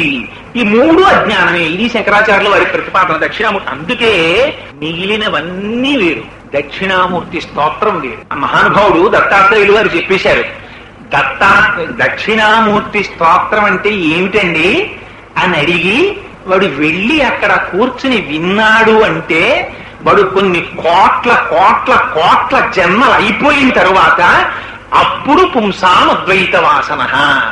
ఏమిటండి అద్వైతం అంటే ఏమిటి, దక్షిణామూర్తి స్తోత్రం అంటే ఏమిటండి అని వచ్చి వింటాడ్రా. అప్పటి వరకు వినడు. అలా వినకపోయాడంటే కారణం వాడికి ఇంకా భగవంతుని యొక్క కటాక్షం కలగలేదు. వాడి జోలికి నువ్వు వెళ్ళి విమర్శించకు అని చెప్పేశారు దత్తాత్రేయులు వారు. అందుకని పచ్చి యథార్థాల్ని ఆవిష్కరిస్తున్నారు. ఉన్నది ఒకడే జీవుడు. ఈ జీవుడికి 3 అవస్థలు ఉన్నాయి. ఏమిటా అవస్థలు? ఒకటి జాగ్రత్త. జాగృతిలో ఏం చేస్తుంటాడు? ఈ లోకం అంతటితో తాదాత్మ్యత చెందుతాడు. రమణ మహర్షి అద్భుతమైన విషయం చెప్పేవారండి. నేను పొద్దున్నే లేచి మా ఆవిడ క్యారేజీ కట్టిచ్చేస్తున్నా, ఆ బ్యాగ్ బోర్డు పట్టుకుని గబగబా స్కూటర్కి వేసుకుని దాన్ని పట్టుకెళ్ళి ఎక్కడో పెట్టి ఆ స్కూటర్ని ఆ బ్యాగ్ పెట్టుకుని ప్యాసింజర్ ఎక్కి సామర్లకోటలో దిగి ఈస్ట్ కోస్ట్ ఎక్కి నిడదవోలులో దిగి ఆటో ఎక్కి ఆఫీస్కి వెళ్తాను. ఎందుకు వెళ్ళడం? సాయంకాలం ఇంటికి వచ్చేయడానికి. యథార్థమా కాదా? ఎందుకు ఎక్కడికైనా వెళ్ళడం? మళ్ళీ ఇంటికి వచ్చేయడానికి. వాడు లండన్ వెళ్ళిపోయాడు, అల్జీరియా వెళ్ళిపోయాడు, అమెరికా వెళ్ళిపోయాడు. ఎందుకు వెళ్ళిపోయాడు? ఇంటికి వచ్చేయడానికి. ఎక్కడికైనా ఏం చేస్తాడు? వాడి పరమ ప్రయోజనం తిరిగి ఇంటికి వచ్చి వేయుట. అంతేగాని అమ్మాయ వెళ్ళిపోయాను నిడదవోల్ అని వెళ్ళిపోతానేమి నేను. సాయంకాలం అయ్యేటప్పటికి మళ్ళీ ఆటో ఎక్కి నిడదవోలు వచ్చి శేషాద్రి ఎక్కి కాకినాడలో దిగి స్కూటర్ ఎక్కి ఇంటికి వచ్చి అమ్మయ్య అంటాను. ఆఫీస్కి వెళ్ళినప్పుడు అమ్మయ్య అనను, ఇంటికి వస్తేనే అంటాను. ఎందుకని అది నా స్వస్థానం. అంటే నేను పని దొంగ కింద నన్ను లెక్క కట్టి అనుకోకండి మహాప్రభు, నేను ఒక ఉదాహరణకి చెప్పానంతే. ఇది ఎందుకనో తెలుసా అండి, ఇంద్రియాలు కూడా అంతే.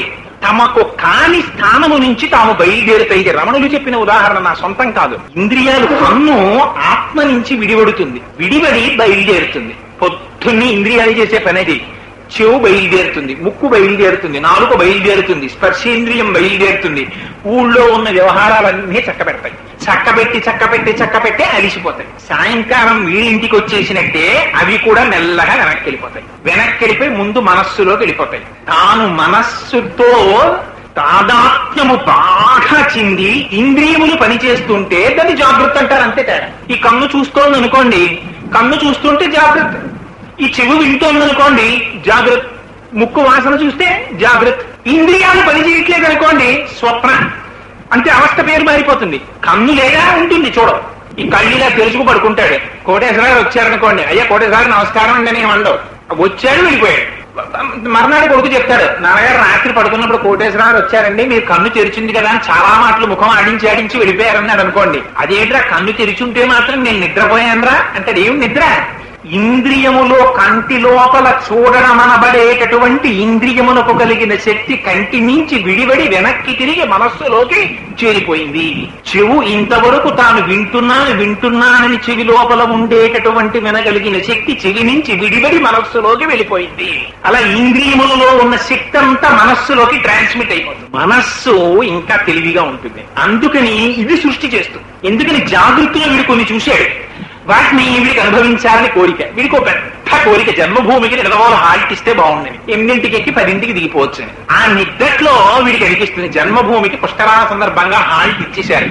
అమ్మయ్య పొద్దున్నే లేచి హడావిడి లేదు, ప్రశాంతంగా క్యారేజీ పట్టుకుని హాయిగా 8ంటికి వెళ్ళినట్టు, జన్మభూమి ఎక్కినట్టు, సింగిల్ రన్ లో రాజమండ్రి దాటేటప్పటికి నిడదవోల్లో దిగినట్టు, ఎంత అదృష్టం అనుకున్నట్టు అనుకుంటాడు. ఇవన్నీ ఏంటి? ఇంకా మనస్సు లేచుంది.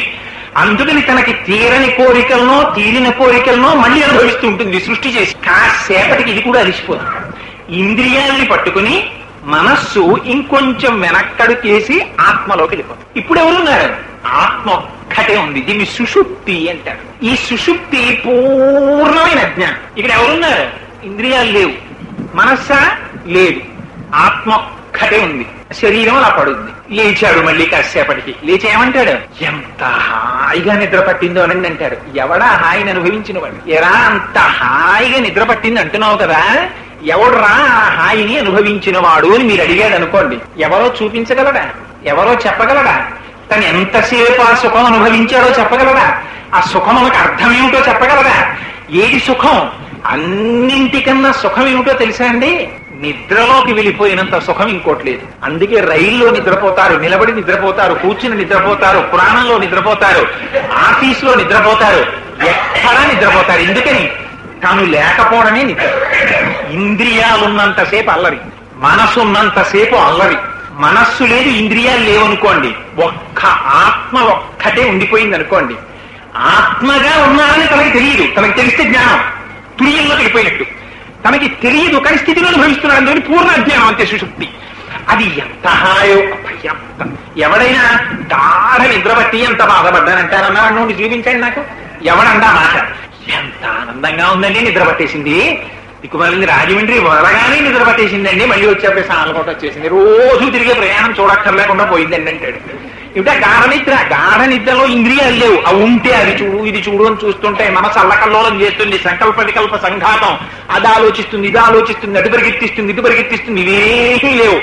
తనెవరు? ఆత్మ. ఆ ఆత్మగా ఉండిపోయాడు. అలా ఉండిపోవడం తనకి తృప్తి. అందుకని ఏం చేస్తాడు? ఎక్కడికి వెళ్ళినా ఇంటికి వచ్చేయడం తృప్తి అయినట్టే తాను ఎన్ని చోట్లకి తిరిగినా ఇంద్రియాలు మనస్సు వెనక్కి వచ్చేస్తాయి. వచ్చేసి సుషుప్తిలోకి వెళ్ళిపోతాడు. అబ్బాయి, ఈ స్వప్న, ఈ జాగ్రత్త, ఈ సుషుప్తి అని 3 అవస్థల్లో మారి మారి మారి మారి నువ్వు అనుభవిస్తున్నావే, ఇవన్నీ అనుభవాలి. సుషుప్తి సుఖము అని తెలియకుండా అనుభవిస్తున్నావు. స్వప్నములో కష్టమో సుఖమో మనస్సు చేత అనుభవిస్తున్నావు. జాగృతిలో ఇంద్రియముల చేత అనుభవిస్తున్నావు. అయితే కర్మఫలం కల్లో అనుభవించచ్చా అండి అంటే కర్మఫలము ఇంద్రియముల చేత అనుభవించాలి. అందుకని ప్రారంభం జాగృతిలో అనుభవిస్తారు. అందుకని ఇన్ని రకాలుగాను 3 రకములుగా పడుతున్నటువంటి అవస్థ కూడా తాను కాని వాటి వల్ల తాను అనుభవిస్తున్నాడు. ఎందుకని? ఇంద్రియములతో తాదాత్మ్యత చెందాడు. చూస్తున్న వస్తువునందు మనస్సు నిలబడింది. ఆ మనస్సు అది వస్తే బాగుండండి, దాన్ని కోరుకుంది. అది నాదైపోతే బాగుండండి, అది రాలేదు, ఏడిచింది. అక్కడి నుంచి సుఖం దుఃఖం అన్ని ద్వంద్వాలు చూపిస్తుంటుంది. మనస్సుకున్న గొప్ప లక్షణం ఏమిటంటే అది ఎప్పుడు 2 చూపిస్తుంటుంది. ప్రతిదాన్ని అడుగుతుంది, అది దొరకకపోతే ఏడుస్తుంది. ఇది ఎక్కడితో తెలుసా అండి? లక్షణం సంటితనంలో స్టార్ట్ అవుతుంది. వాడికి అక్కర్లేని విషయం ఉండదు పిల్లాడి. వాడు అడిగేవి కూడా అలాంటివి అడుగుతాడు. వాడు ముట్టుకోకూడనివన్నీ వాడు అడుగుతాడు. రిమోట్ కంట్రోల్ తో ఆడుకుంటానంటాడు. తండ్రి అంటాడు, రే రిమోట్ కంట్రోల్ తో ఆట ఏమిటిరా, నొక్కి నొక్కి కింద పారేస్తావు, పగిలిపోతుంది 1500. ఎక్కడ తీసుకురాను? వాడికి ఏమిటి 1500 అయితే వాడికి లెక్క ఏంటి? వాడికి దాని విలువ తెలియదు, వాడి అదృష్టం. అందుకని వాడు దాంతోనే ఇస్తావా చస్తావా ఏడుస్తాడు. పైన ఎక్కడో తండ్రి ఎవరో ఇచ్చాడు పెళ్లిలో అని చెప్పి పాపం ఎప్పటి నుంచో కాపాడుకుని ఆ పైన ఎట్టుకుంటాడు. ఓ గాజు దాంట్లో ఉన్న తాజ్మహల్ అది కిందకి దింపు ఆడుకుంటాడంటాడు. అక్కర్లేనివన్నీ కావాలంటాడు, ఇవ్వనంటే ఏడుస్తాడు. ఇది ఎక్కడ లక్షణమో తెలుసా అండి? మనస్సు యొక్క లక్షణం. ఇదే డెవలప్ అవుతుంది. డెవలప్ అయ్యి మీకు జాగృత్ ఈ జగత్తులో ఉన్న ప్రతి పదార్థముతో తాదాత్మ్యత చెంది అది నాకు కావాలంటే దొరకలేదనుకోండి ఏడుపు మొదలెడుతుంది. దొరికితే ఏం సంతోషపడిపోదు, ఒక క్షణం సంతోషపడిపోయి ఇంకోటి పట్టమంటుంది. అదో విచిత్రం మనస్సుతోటి. అప్పటికి వైరాగ్యం చెప్తుంది, అబ్బ చాలా అండి ఇంకొద్దంటుంది. చక్కెర పొంగల్ తినాలి ఎంత బిర్రిగా ఉందనుకున్నావు ఈశ్వరి అన్నాను అనుకోండి. ఓ శనివారం నాడు చక్కెర పొంగల్ చేసి మా ఆవిడ విస్తట్లో వేసింది అనుకోండి. అంత తిని అడిగారు కదా 3 షేర్లు ఉండని తినండి అని ఇంకో గరిట వేసింది అనుకోండి, కొంచెం తింటాను. ఇంకో గరిట వేస్తే మీ అసాధ్యం కూడా కక్కొచ్చేట్టుందే అంటాను. తినవలసిందే పీక నొక్కేస్తానంది అనుకోండి, అడిగిపోతాను. దానికోసం ఉప్పు తిని చక్కెర పొంగల్ తినాలి మళ్ళీ. మరి ఏం అడిగింది కదా అంటే అప్పటికి సుఖం అప్పటికి దుఃఖం. మనస్సు దృష్టిలో శాశ్వత సుఖము లేదు, శాశ్వత దుఃఖము లేదు. ఇది జ్ఞాపకం పెట్టుకోవలసింది. ఎందుకని? మనోస్థాయిలో ఉన్నంతసేపు దుఃఖమే. సుఖము దుఃఖమునకు అభాస, దుఃఖము సుఖమునకు అభాస. 2 అరుస్తుంటాయి. 2 కాని స్థితి ఎప్పుడు? తన ఆత్మగా నిలబడినప్పుడు. అది నీ స్వరూపం. ఇవేది నీ స్వరూపం కాదు, ఇంద్రియాలు నువ్వు కాదు. ఇది శంకరాచార్యులు వారు దక్షిణామూర్తి స్తోత్రం చెప్పేది. నానాఛిద్రగటోదర స్థిత మహాదీప ప్రభాభాస్వరం జ్ఞానం యస్యతు చక్షురాదికరణ ద్వారా బహిస్పందతే జానామీతి తమేవ భాంతమనుభాత్యే తత్సమస్తం జగత్ తస్మై శ్రీ గురుమూర్తయే నమగిదం శ్రీ దక్షిణామూర్తయే. ఎంత గొప్ప ఉదాహరణ అండి నిజంగా. ఒక కుండ తీసుకొచ్చి దానికి కన్నాలు పెట్టి అందులో ఒక దీపం పెడితే 9 రంధ్రములలోంచి కాంతి ప్రసరిస్తోంది. ఇప్పుడు ఆ కాంతి కుండదా దీపందా? కుండది కాదు, దీపం. దీపం ఉంది కాబట్టి ప్రసరిస్తోంది. ఈ కన్ను చూస్తోంది అంటే కన్నా చూస్తున్నది? ఒక్క విషయం జాగ్రత్తగా గుర్తుపెట్టుకోవాలి. కన్ను చూస్తోందని మనం అనుకున్నది నిజమైతే కన్ను చూడనప్పుడు కన్ను చూడటం లేదని గుర్తిస్తున్నది కూడా అవుతుంది లోపల. మీరు ఈ కంటితో నేను చూస్తున్నాను, ఈ కంటితో నేను చూస్తున్నాను అంటారు. ఇవాళ నా పుట్టినరోజే ఈ చేతితో కుంకుడికాయ పులిసిపోయి అన్నాను అనుకోండి. ఓ పక్క మీకు చక్కెర పొంగలి చెయ్యాలి, కుంకుడికాయ పులుసు పోయాలి, పిల్లకి క్యారేజీ పెట్టాలి. సరే పట్టందరి పుసుక్కలు పోసింది అనుకోండి, కళ్ళల్లోకి దిగింది అనుకోండి. ఆ తర్వాత బయటకు వచ్చి ఆ కళ్ళు తుడుచుకుని ఏమీ కనపడక పుసులు పెట్టి ఆ సంధ్యానందనం దగ్గర కూర్చుని ఓం కేశవాయ స్వాహ అంటే నీళ్లు పోసుకోలేడు. నానా అల్లరి పడుతున్నాడు అనుకోండి. పడుతుంటే ఈ కళ్ళు సరిగ్గా చూడలేకపోతున్నాయని గుర్తిస్తున్నది కూడా ఒకటి ఉందా లోపల? కన్ను చూసినప్పుడు కంటి చేత ఇది చూస్తున్నానని గుర్తించిన వాడు ఎలా ఉన్నాడో, కన్ను చూడనప్పుడు కన్ను చూడటం లేదని చెప్తున్నవాడు కూడా ఉన్నాడు. చెవి వినపట్టం లేదనుకోండి, ఈ చెవికి ఏదో అయింది, చెవి వినపట్టం లేదు సరిగ్గా అని చెప్తున్నవాడు కూడా లోపల ఉన్నాడు. ఈ ముక్కు వాసన తెలియట్లేదు అనుకోండి, ఈ ముక్కుతో చూసినప్పుడు తెలుసుకున్నవాడు ముక్కు చూడటం లేదని తెలుసుకున్నవాడు కూడా లోపల ఉన్నాడు. కాబట్టి ముక్కు నువ్వు కాదు, ఈ లోపల ఉన్న దీపము నువ్వు. ఇది ఆత్మ. ఇది ఏం చేస్తుంది? ఇది స్ఫురత్, ఇది జ్ఞానము, ఇది తెలుసుకుంటూ ఉంటుంది సమస్తాన్ని. ఇది ఒకనాడు ఉండేది కాదు, ఒకనాడు పోయేది కాదు, అది ఎప్పుడూ ఉంటుంది. అది ఏం చేసింది? ఇందులోకి ప్రవేశించింది. బ్యాటరీ ఏం చేసింది? టేప్ రికార్డర్ లో వేశారు, పాటలు పాడించింది. టార్చ్ లైట్ లో వేశారు, దీపం కింద వెలిగింది. కానీ అంత మాత్రం చేత బ్యాటరీ టార్చ్ లైటా, బ్యాటరీ టేప్ రికార్డరా? బ్యాటరీ రెండూ కాదు. బ్యాటరీ టేప్ రికార్డర్ చేత పాడించినది, బ్యాటరీ లైట్ ని వెలిగించినది. అలా లోపల ఉండి ఈ శరీరమును ఆత్మ ధరించినది. అది నువ్వు. చిత్రం ఏమిటంటే అది విడిచిపెట్టేసి నువ్వు కాని దాన్ని నువ్వు పట్టుకుంటున్నావు. దీనికి కారణం అజ్ఞానము. అజ్ఞానము చేత నువ్వు కాని ఇంద్రియాన్ని నువ్వు పట్టుకుంటున్నావు, నువ్వు కాని మనస్సుని నువ్వు పట్టుకుంటున్నావు, నువ్వు కాని శరీరాన్ని నువ్వు పట్టుకుంటున్నావు. నువ్వైన ఆత్మని నువ్వు విడిచిపెట్టేసినా ఇవన్నీ చెప్పేస్తున్నాయి. అవస్థలు మారిపోతున్నాయి శరీరానికి. బాల్యాదిశ్యపి జాగ్రత్తాదిషు తథా సర్వాస్వరస్తాస్యపి వ్యావృత్తా స్వనువర్తమానమహమిత్యంత స్ఫురంతం సదా స్వాత్మానం ప్రకటీకరోతి భజతాం యో ముద్రయా భద్రయా. శంకరులు అంటారు, బాల్యావస్థలో కూడా అది ఉంది లోపల. నువ్వు బాలుడిగా ఉన్నావు, నువ్వు చదువుకుంటున్నావు అని తెలుసుకుంది. యవ్వనంలో ఉన్నప్పుడు నీకు యవ్వనం వచ్చింది, నీకు వివాహానికి సంబంధించిన వయస్సు వచ్చింది అని తెలుసుకుంది. నీకు వృద్ధాప్యం వచ్చినప్పుడు ఈ దిక్కుమాలిన శరీరం తిరగట్లేదు, దీనికి మోకాళ్ళ నొప్పులు వచ్చాయి, దీనికి కళ్ళు కనపడడం మానేసి అద్దాలు పెట్టవలసి వచ్చింది, దీనికి క్యాటరాక్ట్ వచ్చింది అని తెలుసుకుంటోంది. ఇది నువ్వైతే ఇది ఎలా తెలుసుకుంటుంది? దీనిలో వస్తున్న మార్పులను వేరొకటి చూస్తోంది లోపల ఉండి. అది సాక్షి మాత్రంగా ఉంటోంది, అది తాదాత్మ్యత చెందట్లేదు. ఇది చిన్నప్పుడు ఉన్నప్పుడు కూడా ఇది నేను అంది, ఇది పెద్దదైతే ఇది పెద్దదైంది అని తెలుసుకుంది. ఇది దీనికో ఉద్యోగం వచ్చింది, ఇప్పుడు నేను ఒక ఉద్యోగస్తుడిని, కొంచెం గౌరవంగా ఉండాలి, అంతేగాని పిల్లలతో గోళీకాయలు ఆడకూడదని తెలుసుకుంది. వృద్ధుడైపోయాడు, అబ్బో ఇప్పుడు నేను ఎక్కడ తిరుమల అవి వెళ్ళగలనండి, పెద్దవాడిని అయిపోయాను అంటాడు. అందుకని ఏమైంది? తన వృద్ధాప్యాన్ని పొందాడని తెలుసుకుంటున్నాడు. ఇది తెలుసుకుంటున్నది ఏదో అది నువ్వు. తెలుసుకోబడుతున్నది తెలుసుకుంటున్న దాని చేత ధరింపబడింది. పొరపాటు ఎక్కడ జరుగుతోందంటే తెలుసుకుంటున్నది నువ్వైతే దాన్ని వదిలేశావు, తెలుసుకోబడుతున్నది నువ్వు కాని దాన్ని నువ్వు పట్టుకుంటున్నావు. పట్టుకుంటుంటే ఇది చెప్పేస్తోంది, ఇది నేను కాదయ్యా, నేను వెళ్ళిపోతాను, నేను ఉండను, నాకు ఒక లక్షణం ఉంది, నేను ప్రకృతి వికారాన్ని, నేను అన్న వికారాన్ని. శాస్త్రం అంతే మాట్లాడింది. శరీరము అంటే వేదాంతం ఏం చెప్పిందో తెలుసా అండి? అన్న వికారము అని చెప్పింది. రోజు తిన్న పప్పన్నం, రోజు తిన్న కూరన్నం, రోజు తిన్న పచ్చడన్నం, రోజు తిన్న మజ్జిగ అన్నం, కాళ్ళు చేతులు గోళ్లు వెంట్రుకలు అవి కూర్చున్నాయి. ఆఖరికి అన్నమే తినేస్తుంది. మళ్ళీ అన్నం అంటే రెండు అర్థాలు, మన చేత తినబడునది మనని తినునది. అదే రుద్రాధ్యాయంలో గ్రాపే గంధస్పతే దరిద్రం నీలలోహిత ఏషాం పురుషాణం ఏపారం మోరోమా ఏషాం కించనామత్తని అడుగుతారు. అది తినేస్తుంది. ఎలా? ఓనాడు డాక్టర్ గారు చెప్తారు, అయ్యా మీరు ఇంకా కొవ్వు పదార్థాలు కొంచెం తగ్గించకపోతే బ్లాక్స్ వస్తున్నాయి అంటాడు. ఇంకా ఉత్సాహపడిపోతే కేర్ ఇంటెన్సివ్ కేర్ యూనిట్ రెడీగా ఉంటుంది. ఆ తరువాత కూడా లక్ష్య పెట్టకపోతే ఊర్ధ్వలోకాలు ఉంటాయి. అందుచేత తన చేత తినబడుతున్నది తనని తినడం ప్రారంభిస్తుంది. మీరు షుగర్ తినకూడదండి, మీకు డయాబెటీస్ వచ్చిందంటాడు. కొత్త చిత్త చిగురు వచ్చింది, దీని అసాధ్యం కూడా పోపెట్టుకు తింటే గుమగుమలాడిపోతూ 3 వాటాల వాళ్ళకి వినపడు వాసన వచ్చేది మా పిన్ని గారు వంట చేస్తుంటే అంటాడు. ఇప్పుడు నువ్వు చింత చిగురులు అవి తింటే బీపీ షూటప్ అయిపోతుంది, 1,00,000 వేసుకోవాలి నువ్వు అంటాడు డాక్టర్. అక్కడతో అది పోతుంది. ఏమైంది?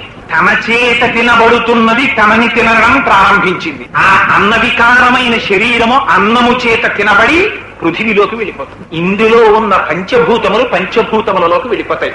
ఇది ఒక పెద్ద ప్రాసెస్.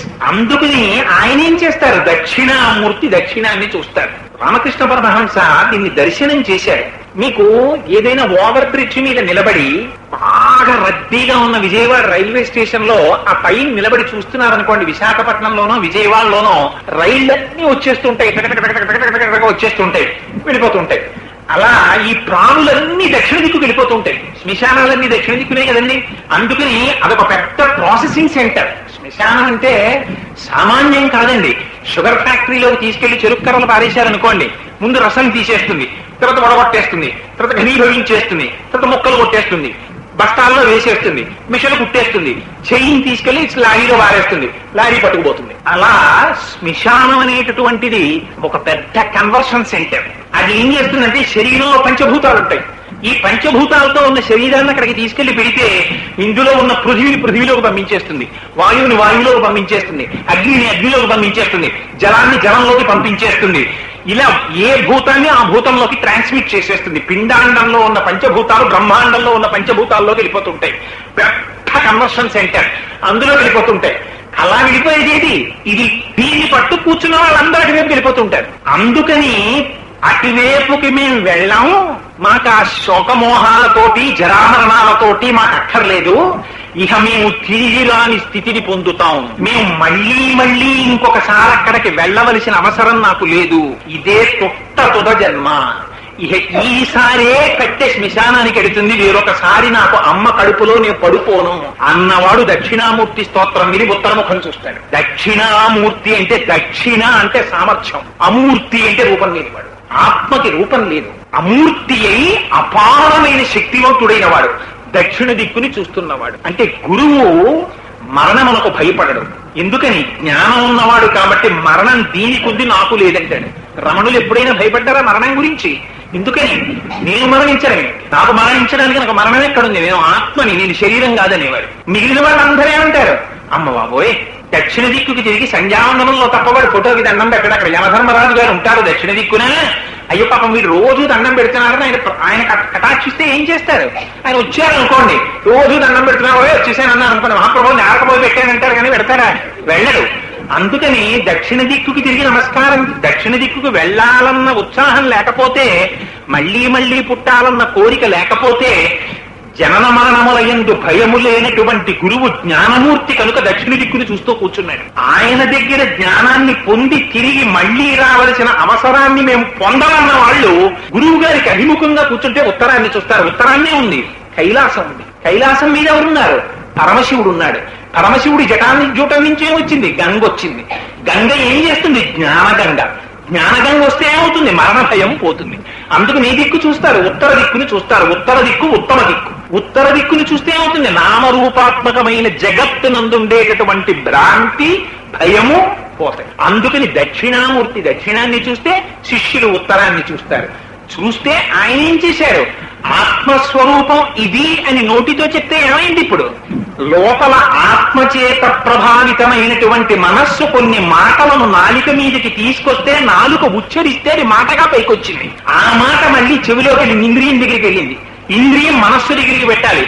ఈ ఇంద్రియాలు మనస్సు దేని వల్ల ప్రకాశిస్తున్నాయి? ఆత్మ వల్ల ప్రకాశిస్తున్నాయి.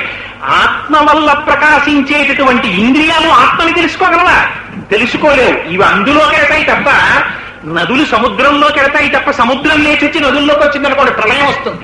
చలీలికట్ట సముద్రం దాటదు. ఆత్మ ఎప్పుడూ సాక్షీభూతంగా ఉండిపోతుంది. అందులోకి వెళ్ళిపోతాయి. ఇందులోకి వెళ్ళి ప్రవేశించేవి దాన్ని ఎలా తెలుసుకుంటాయి? తెలుసుకోలేవు. అందుకని దీన్ని నోటితో చెప్పడం ఎలా కుదురుతుంది? నోటితో చెప్పకూడదు. కాబట్టి ఏం చెయ్యాలి? ముద్ర బట్టి చెప్పాలి. ఎలా చెప్పాలి? స్వప్నము, జాగృత్, సుషుప్తి 3 అవస్థల్లో తిరుగుతున్నవాడు వీడు. ఇప్పటి వరకు జీవుడు జీవుడు జీవుడని భయభ్రాంతుడవై నేను జీవుణ్ణి, నాకు ఆకలి దప్పకులున్నాయి, నాకు శోకమోహాలున్నాయి, నాకు జరామరణాలున్నాయి అని భయపడుతూ ఇలా చూపిస్తూ అది జగత్, ఇది నేను, అది వేరు, ఇది వేరు అని చెప్తున్నటువంటి ఈ స్వప్న జాగ్రత్త సుషుప్తులను అనుభవిస్తున్నవాడు, సత్వ రజస్తమో గుణములను అనుభవిస్తున్నవాడు, ఈ 3ంటిని అనుభవిస్తున్నటువంటి జీవుడు తాను పరమాత్మని అని తెలుసుకుంటే ఈ స్వప్నములకు, ఈ జాగ్రత్తకు, ఈ సుషుప్తికి తాను సాక్షి మాత్రం అయిపోతాడు. అప్పుడు ఏమైపోయాడు? జీవుడు బ్రహ్మమైపోయాడు. బ్రహ్మమైపోతే జీవ బ్రహ్మైక్య సిద్ధి కలిగింది. ఇది పూర్ణమిదం పూర్ణమేవావశిష్యతే. ఇది పూర్ణమైనటువంటి జ్ఞానం. ఇప్పుడు ఏమయ్యాడు? జీవుడు లేడు, వంగిపోయి బ్రహ్మములో కలిసిపోయాడు. ఇది జీవ బ్రహ్మైక్య సిద్ధి అన్నారు. ఇది ఉపాసన అన్నారు. ఇలా కలిగితే తాను సాక్షిగా ఉంటాడు. తను సాక్షిగా ఉంటే ఏమవుతుంది? మనస్సుకి తాను సాక్షి. మనస్సు ఏం చేస్తుంది? ఇది సుఖం అంటుంది, ఓహో సుఖమా అంటాడు. ఇది దుఃఖం అంటుంది, దుఃఖమా అంటాడంటే తను నిర్లిప్తం. ఏకాకి నిస్పృహ శాంత చింతాసూయా వివర్జిత బాల్య భావేన యో భాతి బ్రహ్మజ్ఞానీ స ఉచ్యతే అన్నారు గురుగీతలు. ఆయన ఏకాకి, ఆయన ఏమి లేదు. ఈ ప్రపంచం అంతా ఆయనకి కనపడదు. ఈ సూపర్ ఇంపోజిషన్ లేదు. జ్ఞాననేత్రం చేత దేన్ని చూస్తుంటాడు అంటే ఏమండి మరి అంతా బ్రహ్మం అన్నారు కదా, అంతా బ్రహ్మమైనప్పుడు గోడా బ్రహ్మం, నేను బ్రహ్మం, గోడని గుద్దుకుంటే ఏమవుతుందండి? వితర్కం. జ్ఞాననేత్రం చేత తిరస్కరిస్తారు. ఇదే దంతి దారువు అన్నారు శంకరాచార్యులు వారు. తండ్రి ఇంట్లో ఉన్నాడు, కొడుకు ఒక ఏనుగుని పట్టుకొచ్చాడు పరిగెత్తుకుంటూ. నాన్నగారు ఏనుగుని పట్టుకొచ్చానన్నాడు. తండ్రి అన్నాడు అది దారువు అన్నాడు. అది కొయ్యరా అన్నాడు. కొడుకు అన్నాడు కాదది దంతి అన్నాడు. దంతి అంటే ఏనుగు. ఇది ఏనుగండి అన్నాడు. ఎందుకన్నాడు? నామము చేత రూపము చేత తాదాత్మ్యత చెందాడు. అచ్చు ఏనుగులా మలిచారు దాన్ని చూసి ఏనుగు అంటున్నాడు. కానీ అది ఏనుగు కాదు. ఏనుగుగా కనపడుతున్నటువంటి దాని లోపల ఉన్నది కొయ్యని జ్ఞాననేత్రం చేత చూస్తున్నాడు తండ్రి. అంతేగాని ఇది కొయ్యే ఏనుగు కాదన్నాడు అనుకోండి, చూసిన వాళ్ళందరూ పిచ్చాడి అంటాడు. అందుకని జ్ఞాననేత్రం చేత ఇది నామము చేత రూపము చేత దంతి తప్ప ఇది దారు అని తెలుసుకుంటాడు. జ్ఞానము చేత ఇది బ్రహ్మమని తెలుసుకుంటాడు. బ్రహ్మము ఉంది కాబట్టి జగత్తు కనపడుతోంది, బ్రహ్మము లేకపోతే జగత్తు కనపడదు. ఇదో విచిత్రం. మీకు బంగారం ఉందనుకోండి, మీ ఇష్టం, గాజులు చేయించుకోండి, చెవులకు చేయించుకోండి, లేకపోతే ఏదో గొలుసులు చేయించుకోండి, ఎన్నైనా చేయించుకోండి.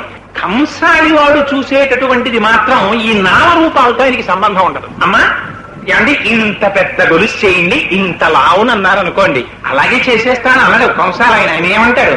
తప్పకుండానమ్మా 6 తులాలు ఎట్టుకుంటే బ్రహ్మాండంగా ఉంటుందంటాడు. ఈ talks in terms of weight of gold. బంగారము యొక్క వెయిట్ తో ఆయన మాట్లాడతాడు. మీరు దేంతో మాట్లాడతారు? నామరూపములతో మీరు మాట్లాడతారు. నాకు గాజులు కావాలండి, నాకు గొలుసు కావాలని ఆయనకి ఏదైనా అవుతాయని బంగారాన్ని చేస్తారంతే. మీరు ఎంత తాదాత్మ్యత చెందితే ఆయన అంత ఎక్కువ క్యాష్ సంపాదించుకోవచ్చు. దానికి చిలుకులు, మెలుగులు, మెరుపులు, తడుకులు ఎన్ని పెట్టమంటే అంత ఎక్కువ డబ్బు మజూరి. లోపల ఉన్నది ఏం చూస్తుంటాడు? బంగారము చూస్తుంటాడు. కంసాలి దగ్గరికి తీసుకెళ్లి మీరు గొలుసు ఇచ్చారనుకోండి, గొలుసు చాలా బాగుందమ్మా, ఇది పొడి ఎక్కువ, దీనికి డబ్బిస్తానండో, దాన్ని తీసుకెళ్లి ఖాతాలో పెట్టి గాజు తలుపులు వేసేసి ఇలా నొక్కి దాని వెయిట్ కి క్యాలిక్యులేట్ చేస్తాడు. అంటే నగని చూస్తున్నాడా, నగ లోపల బంగారమును చూస్తున్నాడా? నగని చూడటం లేదు, నగ లోపల బంగారం చూస్తున్నాడు. మీరేం చూస్తున్నారు? గొలుసు చూస్తున్నారు, దాన్ని చెరిపించి గాజు చేసుకుంటున్నారు. మీరు నామరూపాలని చూస్తున్నారు, కంసాలి లోపల ఉన్న బంగారాన్ని చూస్తున్నాడు. ఆ బంగారము ఉంటే మీకు గాజు వస్తుంది, గొలుసు వస్తుంది. గాజు గొలుసు లేవనుకోండి, బంగారం ఉంటుంది.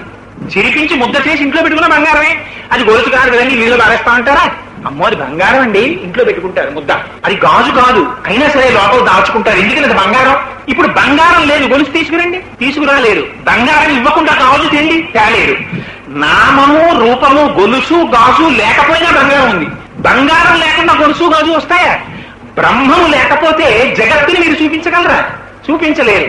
జగత్తుగా లేకపోయినా బ్రహ్మముగా జ్ఞాని గుర్తిస్తూ ఉంటాడు. ఇది శంకరుల సిద్ధాంతం. అందుకని ఉన్నదేమిటి? ఏకం సత్ ఏకమేవా అద్వితీయం బ్రహ్మ. ఉన్నది బ్రహ్మం ఒక్కటే.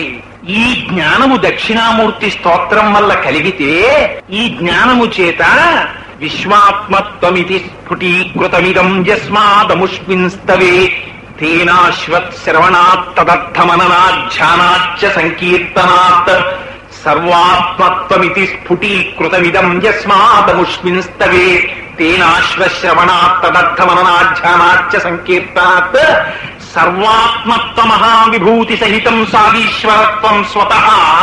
ఎంత గొప్ప మాట చెప్పారో చూడండి శంకరాచార్యులు వారు. ఈ ఆత్మజ్ఞానం నీకు తెలిసిపోతే అంతటా ఉన్నదానికన్నా భిన్నం నువ్వు కావు. కాబట్టి ఈ స్థాయిలో నిలబడగలిగితే, చెప్పడం కాదు, అలా నిలబడగలిగితే ఇక్కడ ఉన్న నువ్వు అమెరికాలో ఉన్న ఆత్మ కన్నా భిన్నం కావు. ఈ స్థాయికి వెళ్ళిపోతే, తురీయంలోకి వెళ్లి సాక్షిగా ఉండడం తెలిస్తే, రమణులు ఒకసారి కూర్చున్నారు ఆశ్రమంలో.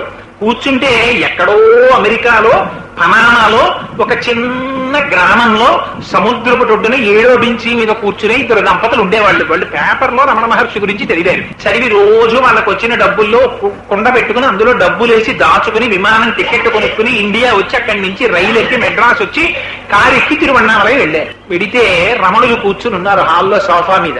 వాళ్ళు చూసి సంతోషపడిపోయారు. వాళ్ళు వచ్చి కూర్చున్నారు. రమణులు అన్నారు, వాళ్ళు నోరి విప్పి రమణులతో మాట్లాడలేదు, రమణులంతకు ముందు వాళ్ళతో మాట్లాడలేదు. అక్కడి నుంచి వచ్చారా, పనామా నుంచి వచ్చారా నా కోసం? ఇంత ఖర్చు పెట్టుకున్నారా? సముద్రపు ఒడ్డున 7వ బెంచి మీద కూర్చుని నా గురించి ఆలోచించారా అన్నారు. ఎలా తెలుస్తుంది? సర్వాత్మత్వమితి స్ఫుటీకృతమిదం యస్మాదముష్మిన్స్తవే. ఆ సర్వాత్మ భావన తెలిసిపోతే, ఆ తురీయానికి వెళ్ళిపోతే భూత భవిష్యత్ వర్తమాన కాలములలో ఉన్న సమస్తము తనకి భాషిస్తాయి. అని భాషించినా దానివల్ల అష్టసిద్ధులు వచ్చేస్తాయి. తను ఎక్కడికి కావాలంటే ఎక్కడికి వెళ్ళిపోతాడు. తను ఏం చూడాలంటే దాన్ని చూసేస్తాడు. దూరశ్రవణం, అన్ని యోగ సిద్ధులు వస్తాయి. శంకరులు ఒక గొప్ప మాట చెప్పారు. ఇది మనం గుర్తు పెట్టుకోవలసినటువంటి మాట. ఈ వచ్చినటువంటి సిద్ధులన్నీ ఎటువంటివో తెలుసా అంటే, శంకరాచార్యుల వారి శిష్యులు మళ్ళీ దీనికి వార్తికం రాశారు దక్షిణామూర్తి స్తోత్రానికి. సురేశ్వరాచార్యుల వారు అనుకుంటాను, మానసోల్లాసము, నాకు జ్ఞాపకం ఉంటే ఆ పేరు కరెక్టేనమ్మా, మానసోల్లాసం అని వార్తికం రాశారు. అందులో ఆయన ఒక ఉదాహరణ చెప్పారు. అగ్నిహోత్రం దగ్గర నిలబడి భర్తకి పదార్థాన్ని లైంగిక ప్రయోజనములు, వాడికి ఆత్మ సిద్ధాంతమే కావాలి, వీటిని వాడు పట్టించుకోడు. దాన్ని ఎలా తిరస్కరిస్తారో తెలుసా అండి? ఆ వచ్చిన యోగ సిద్ధుల్ని వాళ్ళు ప్రదర్శించరు, వాటి జోలికి వెళ్ళరు అసలు. దాన్ని ఎలా తీసేస్తారంటే వాయుసపిష్టం అన్నారు. కాకి పెంటని ఎలా దులిపేస్తారో పుల్లతోటి, తనకొచ్చిన సిద్ధుల్ని అలా తీసేస్తారు. అదే సుందరకాండలో హనుమ ఆ ఆకాశ మార్గంలో వెళ్ళిపోతున్నప్పుడు మైనాకుడు మొదలైన వారు కనబడితే, ప్రీతోస్మి కృతమాతిథ్యం మంజురేషోపనీయతాం తరపే కార్యకాలోమే అహశ్చాప్యతివర్తతే ప్రతిజ్ఞాచమయా దత్తానస్థాతం గిరిహాంతరే అని చెప్పి బయలుదేరి వెళ్ళిపోవడం.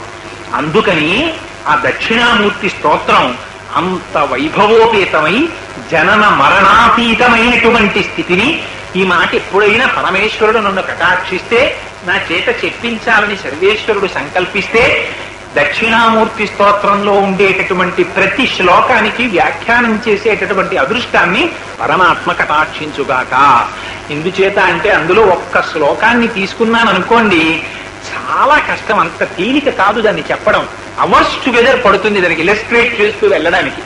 ఎందుకంటే శంకరులు పెద్ద పెద్ద స్టేట్మెంట్స్ ఇస్తారు. తీసుకో, ఎంత గొప్ప స్టేట్మెంట్స్ ఇస్తారంటే, మీకు మొట్టమొదటి శ్లోకంలోనే విశ్వందర్పణ దృశ్యమాన నగరీ తుల్యం నిజాంతర్గతం అంటారు. అద్దంలో జగత్ ప్రతిబింబంగా కనపడినట్టు జగత్తు నీలో ఉంది, కానీ జగత్తులో నువ్వు లేవు. ఎవరు ఒప్పుకుంటారండి? నేను జగత్తులో లేనండి, జగత్తు నాలో ఉందంటే ఒప్పుకుంటారా? ఇప్పుడు దీన్ని సబ్స్టాన్షియేట్ చేస్తారు. చేసి ఇంకా శ్లోకాన్ని తీసుకెడుతుంటే అదొక గొప్ప తన్మయావస్థ, పరమసత్యాన్ని ఆవిష్కరిస్తారు. ఇది చూపించి నేనంటాం, ప్రాణం నేనంటాం, ఇంద్రియాలు నేనంటాం, వీటిని తిరస్కరిస్తారు. దేహం ప్రాణమపీంద్రియత్యపి చలాం బుద్ధించ శూన్యం విదు స్త్రీ బాలాంధజడోపమాస్త్వహమితి భ్రాంతాభృశం వాదిన మాయాశక్తి విలాస కల్పిత మహావ్యామోహ సంహారిణి తస్మై శ్రీ గురుమూర్తయే నమయిదం శ్రీ దక్షిణామూర్తయే అంటారు. అద్భుతమైనటువంటి స్తోత్రం. ఈ స్తోత్రాన్ని కేవలం ఆ శ్లోకములను విన్నా, ఆ దక్షిణామూర్తిని దర్శనం చేసిన, మళ్ళీ దక్షిణామూర్తి స్తోత్రంలో ఉన్న గొప్పతనం ఏమిటంటే నిరాకార బ్రహ్మాన్ని వర్ణిస్తూ సాకార బ్రహ్మాన్ని కూడా చెప్తారు. అందుకే భూరంభాంశనలో నిలోంబర మహార్నాథో హిమాంసు పుమాన్ ఇత్యాభాతి చరాచరాత్మకమిదం యస్యైవ మూర్త్యస్తకం నాణ్యకించన విద్యతే విమృశతాం యస్మాత్ పరస్మాత్ విభూ తస్మై శ్రీ గురుమూర్తయే నమజిదం శ్రీ దక్షిణామూర్తయే అంటారు. ఏమి స్తోత్రం అండి నిజంగా! అది మనస్సులో తలుచుకుంటుంటే మీరు నడుస్తూ ఉండండి, కూర్చోండి, రైలెక్కండి, ఏం చెయ్యండి, ఆ దక్షిణామూర్తి స్తోత్రం ఒక్కసారి మనస్సులో తిరుగుతుంటే ఎంత ఆనందంగా ఉంటుందో తెలుసా అండి. నిజంగా తెర తీసేసి ఉన్న వస్తువుని ఉన్నట్టు చూపించినట్టు చూపించేస్తారు దక్షిణామూర్తి స్తోత్రంలో. ఇచ్చాడా, నువ్వు శరీరం కాదురా, నువ్వు ఇంద్రియాలు కాదురా, నువ్వు ప్రాణం కాదురా, లోపల ఉన్న ఆత్మ నువ్వు. ఆ ఆత్మ ఎలా ఉంటుందో, ఎలా తెలుసుకుంటుందో ఎవరు చెప్తారండి? నోటితో చెప్పగలిగిన వాడు ఉన్నాడా? శంకరాచార్యుల వారికి ఏమిచ్చి మనం రుణం తీర్చుకుంటాం? అటువంటి దక్షిణామూర్తి స్తోత్రాన్ని మహానుభావుడు మన కోసమని అందించారు. పరమపావనమైనటువంటి స్తోత్రం ఆ దక్షిణామూర్తి స్తోత్రం. ఆ స్తోత్రాన్ని విన్నంత మాత్రం చేత గురుగ్రహం యొక్క కటాక్షం కలిగి సమస్యలకి సమస్యలు విడిపోతాయి, జ్ఞానానికి జ్ఞానము కలుగుతుంది. అందున గురు పూర్ణిమ లాంటి ఇటువంటి పరమ పవిత్రమైనటువంటి సమయంలో అసుర సంధ్య వేళ పరమశివుడికి చాలా ప్రీతి. సంధ్యారంభ విజృంభితం శృతిశిరస్థానాంతరాధిష్ఠితం సప్రేమ భ్రమరాభిరామమ సకృత్సద్వాసనాశోభితం భోగీంద్రాభరణం సమస్త సుమన పూజ్యం గుణావిష్కృతం సేవే శ్రీగిరి మల్లికార్జున మహాలింగం శివాలింగితం అంటారు. 51వ శ్లోకం 100లో శివానంద లహరి మధ్యలో పెట్టారు. సంధ్యారంభ విజృంభితం, ఆలోచనకి మధ్యలో ఆత్మస్వరూపమై పరమాత్మ ఉంటారు. అందుకని సంధ్యారంభ విజృంభితం అని మొదలెట్టారు. చంద్రశేఖర పరమాచార్యులు వారు పొంగిపోయారు ఈ శ్లోకానికి. ఎక్కడికి వెళ్ళినా శ్రీశైలం విడితే చాలు, చంద్రశేఖరులంతటి వారు శివలింగం దగ్గర నిలబడి సంధ్యారంభ విజృంభితం శృతి శిరస్థానాంతరాధిష్ఠితం అని తలుచుకుని పొంగి, నిజంగా శంకరులు అమృత గుళికలు కదండి ఆయన అందించినవి. అలాంటి ఆత్మస్వరూపాన్ని మహానుభావుడు మనకి దక్షిణామూర్తి స్తోత్రంలో ఇచ్చారు. కాలు నా వంటి అజ్ఞానిని, మనస్సుతో సాధాత్మ్యత చెందిన వాడిని ఇవాళ దక్షిణామూర్తి స్తోత్రం పుస్తకం కూడా ఇలా చూడాలి. అలాంటి వాణ్ణి యానం విడితే ఇన్ని సభలలో పాల్గొన్న తర్వాత తీసుకొచ్చి కూర్చోబెట్టి నువ్వెవడెవరా మాట్లాడడానికి, నేను పలికిస్తా నీతోటి అని ఆయన పలికించకపోతే ఇందులో ఒక్క శ్లోకం నా స్ఫురత్తులోకి వస్తుందా? ఎంత కష్టం శంకరాచార్యులు వారి వేదాంతం చెప్పడం అంటే. అలాంటిది పరమాత్మ నా ఎందు కృప వహించి లోపల స్ఫురత్తై ఆత్మయై దాని చేత వాక్కుల రూపంలో పలికించారు. ఆ దక్షిణామూర్తి స్వరూపానికి ప్రణమిల్లుతూ ఇంత మహత్తరమైనటువంటి అవకాశాన్ని కల్పించి నిజంగా ఈ సుందర సత్సంగ సభ్యులు చేస్తున్న మహోపకారం ఇది. వాళ్ళందరూ చక్కగా గురు పూర్ణిమ చేసుకుని ఇంత క్రమశిక్షణతో కూర్చుని, నేను అనుకున్న దక్షిణామూర్తి స్తోత్రం అందులో చెప్తే అందులో చాలా మంది లేచి వెళ్ళిపోరు కదా. ఏమిటో జాగ్రత్త అంటాడు, స్వప్నం అంటాడు, సుషుప్తి అంటాడు, ఆత్మ అంటాడు, శరీరం అంటాడు, వెనక్కి వెళ్ళిందంటాడు, ముందుకొచ్చిందంటాడు, అనుభవం అంటాడు, కాదంటాడు. ఏమిట్రా వీడు అల్లరి, చాలా ఊళ్ళు తిరిగి వచ్చి వీడికి ఏమైనా పైత్య ప్రకోపం అనుకోరు కదా అని అనుకున్నాను. కానీ నేనే అవివేకి, మీరే జ్ఞానులు. ఎందుకంటే మీకు ఏది తెలుసుకోవాలో బాగా తెలుసు. అందుకని చాలా శ్రద్ధాభక్తులతో విని ఆ స్తోత్ర వైభవాన్ని పాడు చేయకుండా నిజంగా ఇటువంటి రోజున అటువంటి స్తోత్రం వినడం నేను యథార్థంగా చెప్తున్నానండి, నేను ఎగ్జాజిరేట్ చేయట్లేదు. ప్రణంతుం స్తోతుం వా కథమకృత పుణ్య ప్రభవతి. ఆ రోజున శారదాదేవి రాజ్యలక్ష్మి గారి నాలిక మీద ప్రవేశించిన ఆవిడితో అనిపించింది. ఆవిడ నోటి వెంట శారదాదేవి పలికించిన మాట మీ అందరి భక్తి ప్రపత్తులు. గురు పూర్ణిమ నాడు ఆ దక్షిణామూర్తి స్తోత్రం విందామని పాపం ఇంతమంది కూర్చుంటే వీడితో పలికించకపోతే వాళ్ళందరూ ఇబ్బంది పడిపోతారని పరమాత్మ నాలో ప్రవేశించి పలికించారు. ఈ గొప్ప మీది. అందుకని మీకు నేను ధన్యవాదాలు తెలియజేస్తూ మంగళాశాసన పరై మదాచార్య పురోగమై సర్వైశ్చ పూర్వైరాచార్యై సత్కృపాయాస్తు మంగళం. సర్వం శ్రీ ఉమామహేశ్వర పరబ్రహ్మార్పణమస్తు. స్వస్తి.